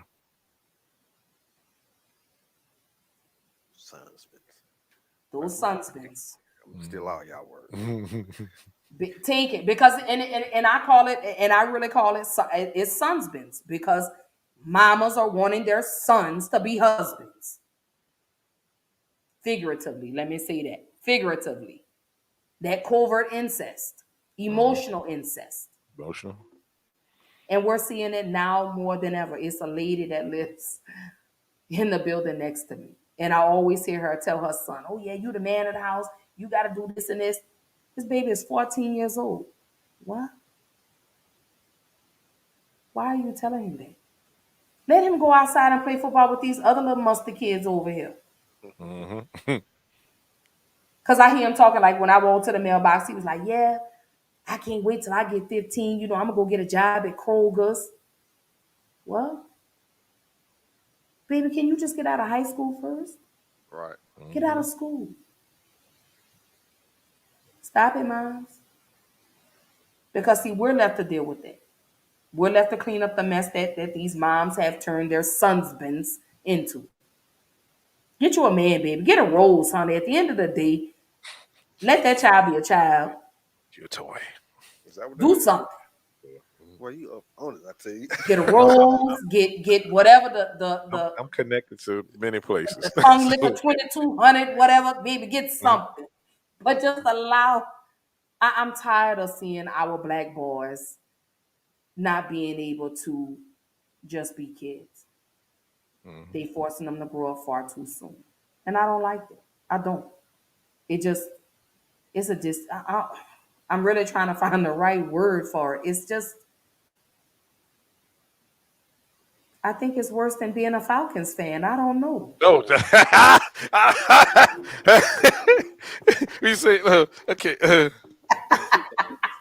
So, I just had to throw it because we was getting so intense, y'all. I had to just throw a little joke oh, in shit. there. But no, but really though, it's it's sickening now to see that. Mm. To hear these kids talk like they're 25 or 30 years old. So let me ask you, Big Brother Will. Mm-hmm. Well, let me ask both of y'all. When it comes to your sons, what do you think about these relationships with the moms now? These sons bins from your perspective. I want to know from your perspective. Go ahead. First of all, I'm not gonna do it. I'm not gonna say anything about. But what I want to say is that what I see, and I was gonna speak on that when you kind of touched on it, is that the need to over coddle them, right? To put that into them. So, and I even made a term, rhyming and everything. So when you over coddle a boy, it causes him to under throttle. He doesn't become what he's supposed to be. Absolutely. He doesn't get to the height he's supposed to be, Look at the that. altitude. So Jesse Jackson. I see. Yeah. Go ahead and get my chest on. I don't see that from a lot of women. When they over coddle, they don't understand how they're taken away from them. They become that crutch that he's always going to lean on, and he doesn't go out in this world and learn to rely on himself. Because as a man, that's what men do. They rely on himself to make things happen. Right. If he's worth anything, right? Once again, male and men, two different distinctions that women need to understand. Your boys will not become men doing this, and if you want to become a man. One of my friends, I got to quote her. She says she never wanted her boy to be for another woman to talk about her son. So she's like, "Hey, I made sure that I didn't want her to talk about my son and act like I wasn't a good mama, act like I didn't raise him right." So she never wanted that to happen. So she chose not to do that type of stuff. She chose to make him responsible for himself and everything else. But we need to understand that we need to if you don't understand like how to distance yourself from that, right? You need to talk to the dad, talk to the men so you can understand. Listen to them. You're right. That's your point of knowledge. That's your window into becoming a man. Just a man right there. Just listen to me say, "Hey, you shouldn't be doing that because oh well, that's my baby." That's what you usually hear. That's my baby. No, listen. Open your ears. That's knowledge right there talking to you. Especially you respect that person, you think that person is worth anything, right? Listen. All you gotta do is listen, and that's what I think the biggest thing is just listening. Because I've had that with my first son. I've said the whole time my son was growing up, I've said stuff. Hey, you don't want to do this. You don't want to do that. You don't want to do this. Do this. And I know it sounds like like you said, an asshole or something like that, or just like, okay, you just hard, you whatever. But now the outcome is the outcome, and she's come back to me like, damn, I wish I would listen. But listen, all you got to do is listen, right? Especially the man is not trying to hurt his son. That's his legacy. If he's if he's a man, he's not trying to tell you anything hurt his son. Right. That's his name. That's his legacy. That's all he's going to be left on this earth when he's dead and gone. And women need to understand that. That's more than just your child. That's his child too. Stop looking at it like that's yours. Like you have possession and control over a child. Both of y'all made this child.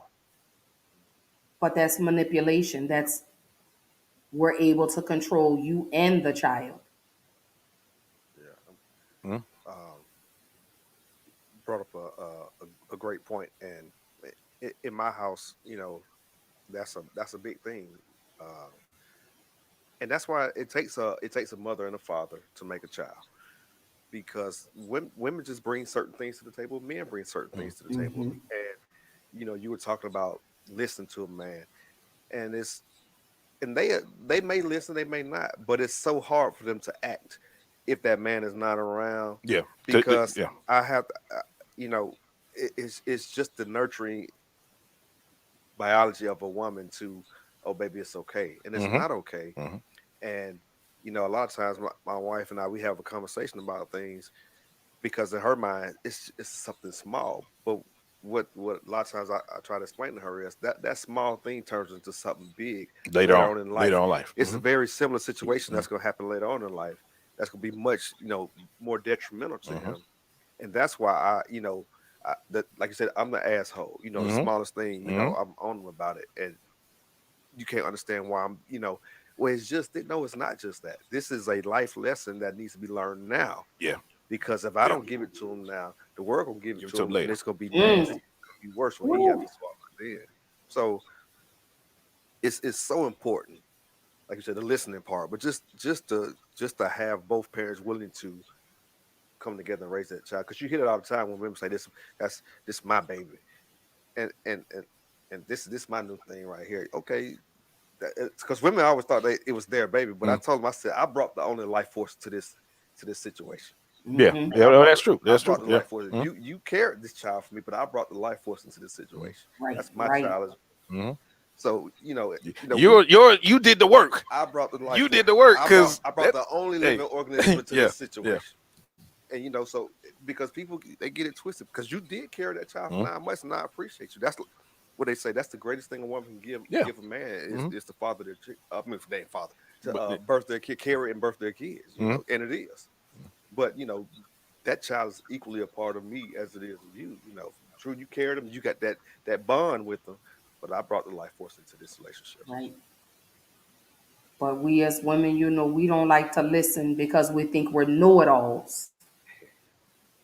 We think we know everything, but that goes down to communication, and I love the communication you and your wife have.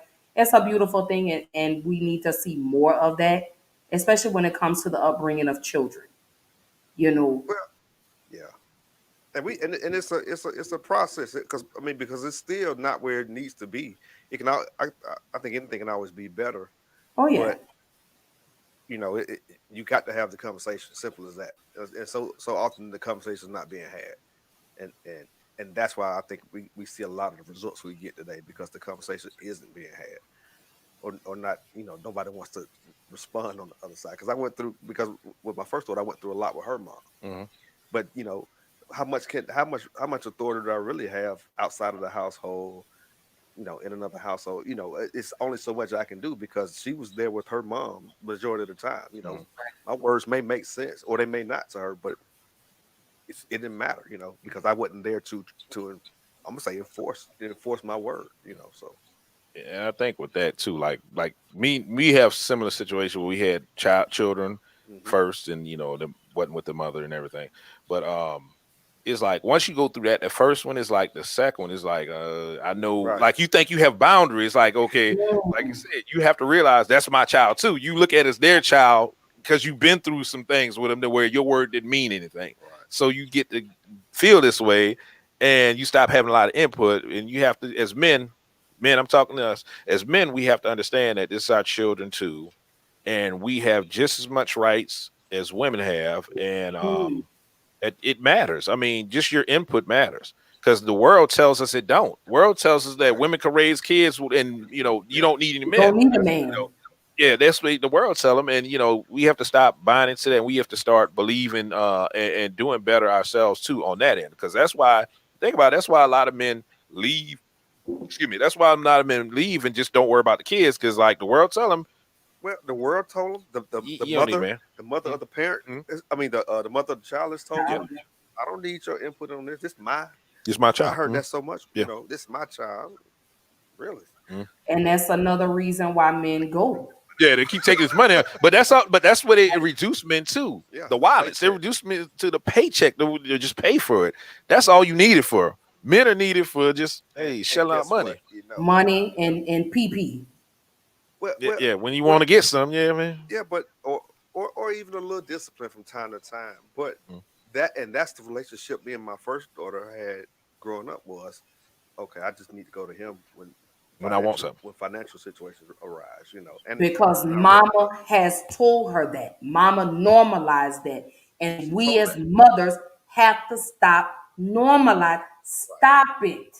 And she set the example. Yeah. Yes, yeah. Because the way she dealt with you, she dealt same thing with me, right? Only come to me when he needs this, bad. he needs that, or if they see not being bad, being uncontrollably bad. Because I mean, when he bad, when it first start off, you could do something about it and right the wrong, but they look over that, no, and they use you as the boogeyman, right? As a The disciplinarian. Yeah, the boogeyman. So it's like, I'm gonna tell your dad, I'm gonna tell your daddy, and then after that start working, now come get him. Yeah, you need to get this little mother, So like the boys in the hood. Yeah, that exactly that, and that's exactly how we do that. Move that was perfect because that's exactly how it plays out. It's like as soon as we can't control it, no, a woman says, "Well, I can't do this no more." You didn't let so much bad stuff happen and slide to where now this man, if he's worth anything, has to work double, triple time in order to eject them back into the place they should have been on. And the reason I brought up Boys in the Hood is because, do you remember in the beginning, he was going to dads on the weekends. Okay, yeah, cool. But then it got to a point where he was always in trouble. So now I can't teach him how to be a man. So now you got to go with your dad. But then it was like when he got older, now you want him to come back home. No. He's a man now. Mm-hmm. And I respect and that movie, and of course all the other TV shows with the black fathers is exactly why I love and I respect you black men so much more. You get what I'm saying? It's because y'all were like, no, let me do what I need to do. You step back, you be mom, and let me be dad. This generation, mama want to be mama, daddy, cousin, uncle, grandpa. No. Wife. All he needs is husband. They want to be 50 million things at one time. No. Be mom. Put your feelings or your differences to the side and allow this man to be in his child's life. Because when the child becomes unruly, now you're ready to send him off. Daddy don't want to have nothing to do. Remember you told me that was your. Remember you said that's your child. You're gonna get that in return. Cause men, y'all is getting petted too. Y'all is like, that's your child. Remember? Oh yeah. Remember you told me, that's your baby. Remember? No. And another thing I want to say, moms, stop making dads to be banks. Y'all are more than banks. Y'all are more than that. We need the village. Yep. Maybe we could cut down on these husbands. If we as women put our feelings to the side and allow these men to be a part of our children's lives. I could understand if the dad is no good, if he's on drugs or whatever the situation, I could understand that. But encourage, put him in a Big Brother program or something where he's around positive role models, male role models, not somebody that's a role model to you, but somebody that's going to be pivotal in your son's life. Whether it's a teacher, a counselor, a coach, something. But we just gotta stop. It's a lot of stuff we gotta stop it as black people. Cause I'm sick of these husbands. I'm tired of them. Mm-hmm. I dealt with one. Yeah, well, hopefully you don't have to deal with no more. You're in a relationship. Nope, I don't. I do not. Let's stay in a good place. That's a man, baby. That's 49 years old, 6'3", 260 man, baby. That's what that is. That's Yeah, we're past all of that. We you know, but maybe we stop, maybe we would stop seeing these sunspins. If we as women put our differences to the side and allow men to raise their sons, and maybe these boys can be men and not your emotional confidant. Oh, did I say that? Another thing I want to point out too is because us talking that's why we have women representation when we talk about women stuff. But the thing is that we're gonna need women to start talking to other women about this type of stuff because they'll receive it better. And also, I mean, you've been through things that you can kind of have in yeah, common, yeah, yeah, yeah, yeah. Y'all have commonalities, so you can share those things and it'll hit home for them. Because the whole thing is like older women, right? You've been through this, so Right. it's not for you. It's for up under you. It's for your daughters. It's for your nieces, your cousins, or whatever that's up under you to share this information. But also, as a grown woman, like you had to do, right? If you had a situation with your son that you see that you've done something wrong, hey, you need to make it right. Talk to them. Try to find out what they feel about the situation growing up because it does matter. It could be the difference between this young man and this man at the time looking at life a whole different way. Like, wow, my mama came to me and my mom, okay, she said she was sorry because oh wow. Now he feels like a human being. Now he feels like he matters. Whereas maybe growing up he felt like he didn't matter. He deserved to be to feel away. Yeah. Yeah. Mm-hmm. So I mean, I think that'll be good for the older women to even reach out and try to talk about old things. I know it might hurt. I know it might be uncomfortable, but it could change this man's life to see life differently and could have better relationship with women. And that's like I said, this whole thing is about community. It's about trying to build a community, trying to get us closer. And if he can't deal with a woman in a good faith manner or in a manner to where it's on an even level, then he won't have a relationship, and we continue the same problem. Same thing with women. If she doesn't respect men or a man, and she's gonna keep picking males because she doesn't understand what men bring to her life. Right. So she don't see the value in them. But my son did tell me that I was the reason why he didn't date black women. Wow. His mom. That's pretty. Wow. Your son's a sharp dude. You say he's 21 now? Yeah. Wow. But he told me, he said, because he thought black women were just like me. All black women. That's how boys view the world. Pretty much. I mean, view women pretty much is through their mothers. They look at their mothers, and that's the world. Wow. That's and this fact he told you that. I mean, I applaud him for expressing himself like that, because most of the time what women do is like, my son don't want to mess with no black women and this, that, the other, or other women be like, oh, you hate your mom or whatever, and don't understand that. Oh, he hate himself. He hate himself, yeah, whatever. Oh yeah, that we always hear that y'all don't like black women because don't like black women, yeah.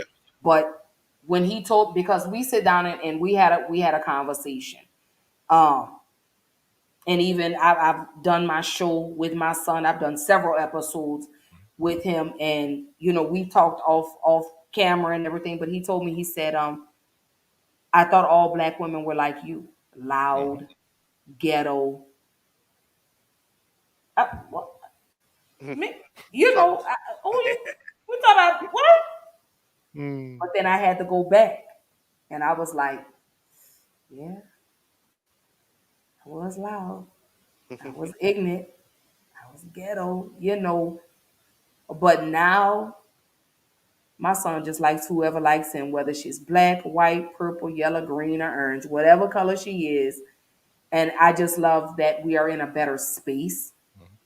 He's still a little reserved, he's still a little, but I understand that, because that is 15 years worth of bull, 12 years maybe. Yeah, about 12, 13 years worth of trauma. So it's not going to undo itself in 2 years, because we've been on this journey for almost 3 years now. 2 years, a little over 2 years. And we're better where we are because now my son tells me he loves me and I don't have to say it first. At one point, I used to have to say it first. I love you. I love you too. But now he says, I love you. We hang out. But that was me recognizing my flaws and where I fell short. You get what I'm saying? Because again, I had to end that. I had to break that cycle because again, he's gonna get in a relationship, he's gonna get married, he's gonna have children, you know. But one of the things I never did, I never made him my sonsman. Never made him my son. You know what? Let me back up on that. I made him my emotional support. Let me say that. I was like, my son is my right. He's my right hand man. No, he's my son. That's my son. So I had to undo that. So now I don't say, I be like, yeah, that's my dog right there, my son. Look at him over there, my handsome son. And that's it. So our relationship is totally different now. So I guess, in a sense, I did make my son my sonsman. Yeah, the emotional support, emotional incest was part of that. Oh, yeah. So, yeah. Because I would have conversations with my son about situations that I shouldn't have been having conversations like that with my son. I was talking to him about my relationships, because that was what I knew. But now I don't talk to them about anything. They met my boyfriend and that's it. Whatever issues me and my guy have, I don't discuss that with my children. Right. They just be like, how's Ralph doing? I was like, oh, he's good. He's great. He's good. And leave it at that. But I had to cut the umbilical cord, y'all. I had to cut the cord, and I was like, yeah, I gotta back up. Mm-hmm. But he's it hurt me when he said that though. That he looked at all black women like me. Mm-hmm. Yep. And you had to address it, and that's all I'm trying to say. Address these things. Don't just feel attacked and and sweep it under the rug, because you have that other person that you have no idea how they feel about the situation. You don't know how it's affecting them. Get outside yourself and try to figure out what's going on with the other person, your son. So Oh yeah. But I think what we need to do, brother, is we need to have a panel. Like we need to have a round table on this. I know some black women that will come on and because these are much needed conversations, especially going into the new year. We have to release this, y'all. We have to pull these band-aids off. We gotta lighten the load. So I say let's put something like that together, brother. Let's do a round talk table. about it, because I've been wanting to do like a debate with some feminists and womanists and stuff. Because it's one of my things, because it's just, I think it's the point of history when we started Started split. we started to split. I mean, it was going on, we were starting to divide, but because it was an agenda that wasn't ours that was followed, and that's what I'm saying. I just need, that's why I want to talk about it, because until you talk about it, people hear both sides at the same time. They get to see, okay, maybe this person has a point, maybe that. Then you get to bounce off each other. So I've been wanting to do that, but I've tried several times, and nobody want to talk to me. So They don't want to talk. don't worry. I put it together, and we're gonna have a round table because I think we need to address a lot of things. Yeah, I mean, just different topics and stuff. That'll be good. I mean, Oh we yeah, could do that you next you year. know Like, me. I'm all for holding black women accountable, baby. Somebody told me I was the female Kevin Samuels. They told me I bash black women, and I said no, I don't. I just hold them accountable. and the What's thing wrong is, with like I that? said, it's not even about. So you could be accountable for something that you do and not even intend to do. I mean, it's not about. And that's what I think women don't understand. You were taught what you were taught. You learned. It was passed down to you. So the thing is, if you don't see anything wrong with it, you're going to keep doing the same thing. Right. Right. So just addressing me pointing something out is not saying, okay, you're a bad person. It's saying that this might be wrong. You might have bad views on life. You might have view things bad, and hey, let's look at this. This is what maybe you could be doing, and for you to say, yeah, I might be wrong. Yeah. You're human. Come on. It's I always say women have bigger egos than men, and it's so We hard. do. Nowadays I think they do. I said it's so Yeah, hard for nowadays I think they do. a Yeah, lot of women to say, "You right, I was wrong." yeah. Nowadays, That's hard. That's hard for anybody to say that, but you know, women just carry their egos differently. We more outward with our egos, but I think their because it's egos. tied in your emotions. The women for most part are more emotional in general. So I think that's why. But And we can our never be community wrong. is hurting our community. This is actually hurting See, us. I that's my mean, thing. We're not moving forward no, because of it. we're stagnated. We're Oh, stagnated in America. We're stagnated. We've gone as high as we're going to go. Anything else we're going to get from now is going to be regression because right. we can't get together. Yeah, And it's not that we can't, we don't want to because we no longer, and I may step on toes, is we don't view men, well, not me, but we don't look as men as strong anymore. You get what I'm saying? We don't look at y'all. You're just a man. just What a do you male, do? like we'll say, just a male, not even a man. Right. What do you do? If you're not doing so, we equate monetary, financial to being a real man. Okay, he's providing for you financially, but you're still miserable. He's paying all the bills in the house, but you're still sleeping in a cool bed at night. The math ain't math, and B. Me, how is 1 plus 1 equaling 3? You know, and that's again a society thing. That's they're pushing, they're de-emasculating black men. They're let me not run down that rabbit hole. Mhm. But that's what they're doing. They're not allowing y'all to be men anymore. You get what I'm saying? You see these TV shows, single black mothers. The father is going to prison. The father is this. He's been, whatever. They're no longer promoting black men in strong roles. They're not putting y'all on pedestals anymore. Now It it's doesn't help. It doesn't help the machine if they do that because women spend more money, and if they promote single women, there's no man over that woman to kind of say, "Hey, we might not need to spend that money on this, that, the man is going to provide certain structure that, he's not going to go with his emotion. That feels good to buy that. I've right. when I used to sell women clothes, when I used to work in a clothes store, my homeboys used to come in there and talk and we chop it up. It was one of the places to hang out, whatever, at some point. And I'm like, watch when a woman walks in here. Watch. Tell me, do you notice anything when women walk in here? So they're like, no, I don't see it. I'm like, look at their nipples. Walking in, their nipples get hard They were getting aroused. because they shopping is one of them things that the endorphins and all this stuff. Like I told them, they was like, "Damn." I'm like, "That's what it is," and that's why they target women because what they shop with their emotions. So it's a Yeah. whole bunch of stuff that Next, people don't next understand, and time I they go not. to the mall, I'm Yeah, be they don't be looking watching. at. I mean, Miss, don't tell your wife. I didn't tell you that for that reason. Tell your wife I didn't tell you. But it is though. But It was hard. Look at him. but you told the truth. It's like He's a high. he made me mad. Let me go buy Mhm. me. Let me go buy like what did Beyonce say? That F 'em dress, that fuck 'em dress. Yeah. Yeah.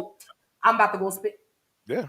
To spend some money to make them feel better. And that's the thing. Yeah. They know they can do this. So if they don't have no man in the house, if they keep us at each other, like, keep us, then okay, yeah, I could sell you shit. I could sell you stuff. I could make you believe that he wants to see you with these damn awful eyelashes on. These god Looking like Mr. Snuffleupagus. yeah, snuffleupagus. They can make you believe that shit because you're not listening to what men say. Men say all day long that they hate that shit, and women still do. I'm going on a rant. Let me stop. yeah, Anyway. yeah, No, but you're telling the truth. yep. You're telling the absolute truth. But it's you follow the money. Whenever you want to understand shit, follow the money. Because that's what they put out in the media. Let me tell you something. They're not promoting natural beauty anymore. No. They're not promoting that anymore. They want us to look like these anime characters. That's what they're promoting.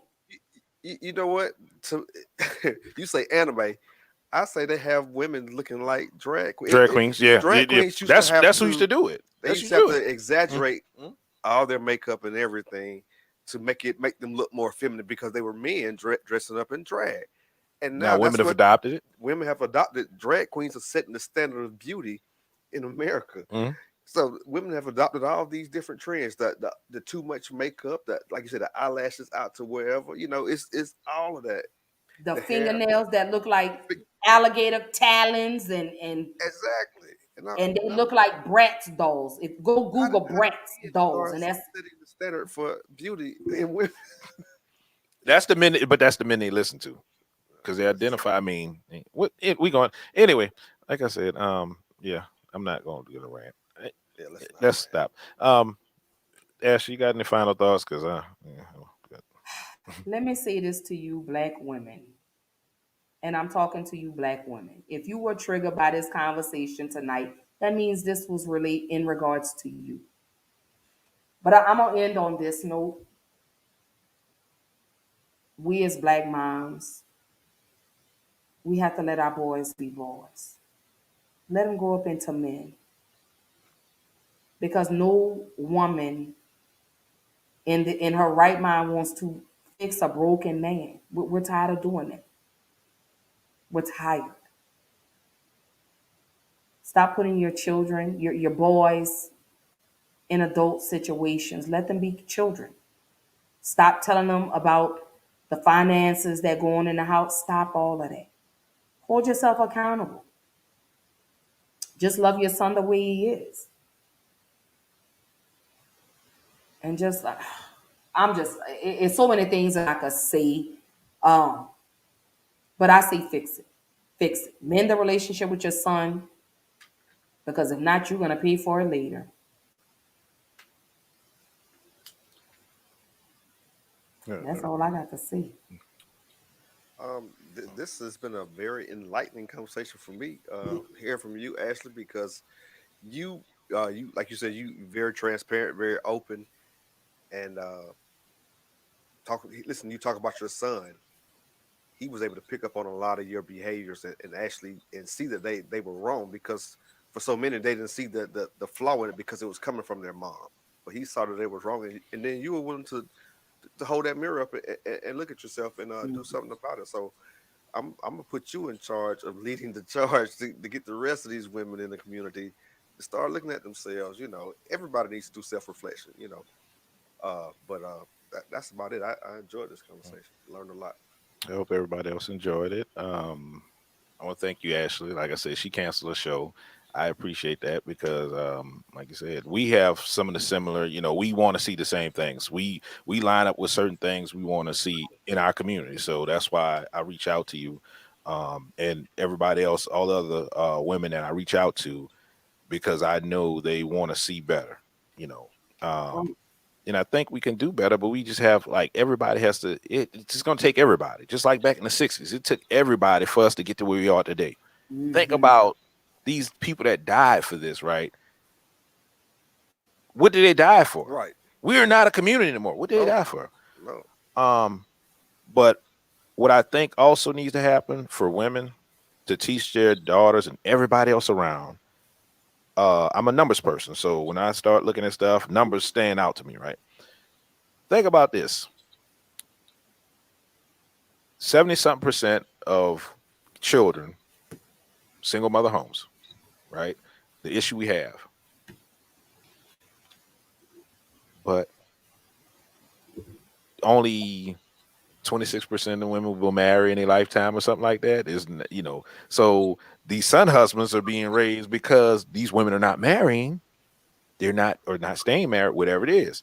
Hmm. You know, that's why we have this issue. If we go back to teaching these kids they marry before they carry, you know, that we can solve a lot of our problems. Oh yeah. Now it's for the older women. Yeah, y'all might be too late. But what really matters, and I'm saying that in joking way, tongue in cheek, whatever, That's in true. joking way. But what it is gonna matter is what you tell your children to how we change this, how do you change this world and turn this community around. tell them that it matters that you do not have children before you marry, or because we need each other. That void is going to get It's filled. going to get filled. Like I said, it's going to get filled somewhere.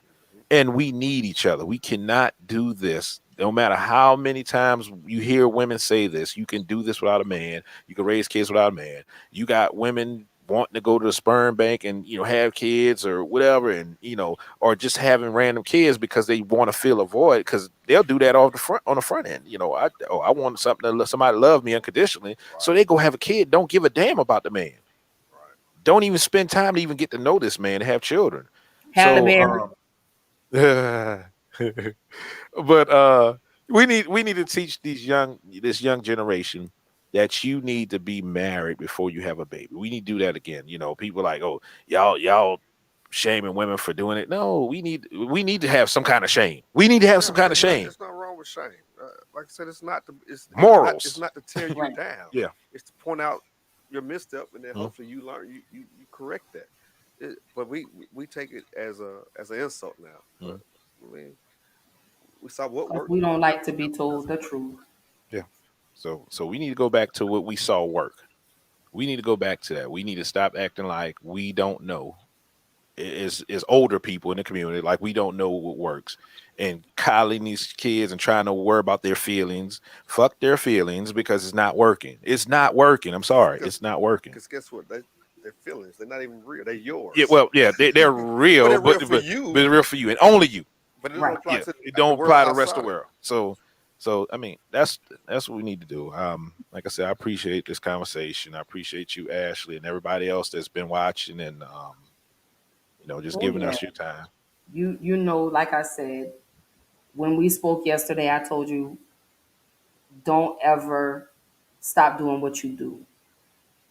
These are the types of conversations that we have to have, that need to be had, because in order to get to bring the village back, you have to speak to the village first.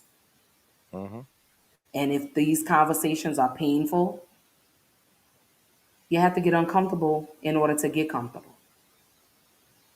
You have to force these conversations, because the easiest thing for us to do is to push it under the rug, not to discuss it. So I appreciate you, and I'm going to continue to tell you that. Keep having these conversations. Somebody's listening.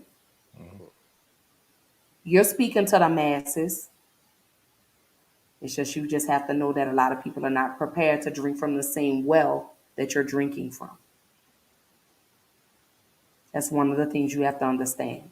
Sometimes you have to trigger people. It happens. But don't ever stop doing what you do for fear of what someone's going to say or how someone's going to feel. You're speaking your truths. Walk in it. Live in it. Not everybody's going to agree or like what you're saying, but you keep doing what you do. And I stand 10 toes down behind you in whatever conversation that you bring to the forefront, whether I agree or disagree. We're displaying how we can communicate effectively. So you keep doing what you do with the Black Male Podcast. And I said it. Appreciate your support. So with that being said, I got something for next week that's gonna piss some people off. So next week, we're gonna talk about something. We're gonna end the year out talk about something that's sacred to people, on hope and a prayer. So we'll talk about that, and y'all join us next week. There's gonna be some things y'all might not agree with, because this old building. hey, like I said, I appreciate everybody for tuning in. We'll see you next week. Thanks, Ashley. Thank you, Ashley.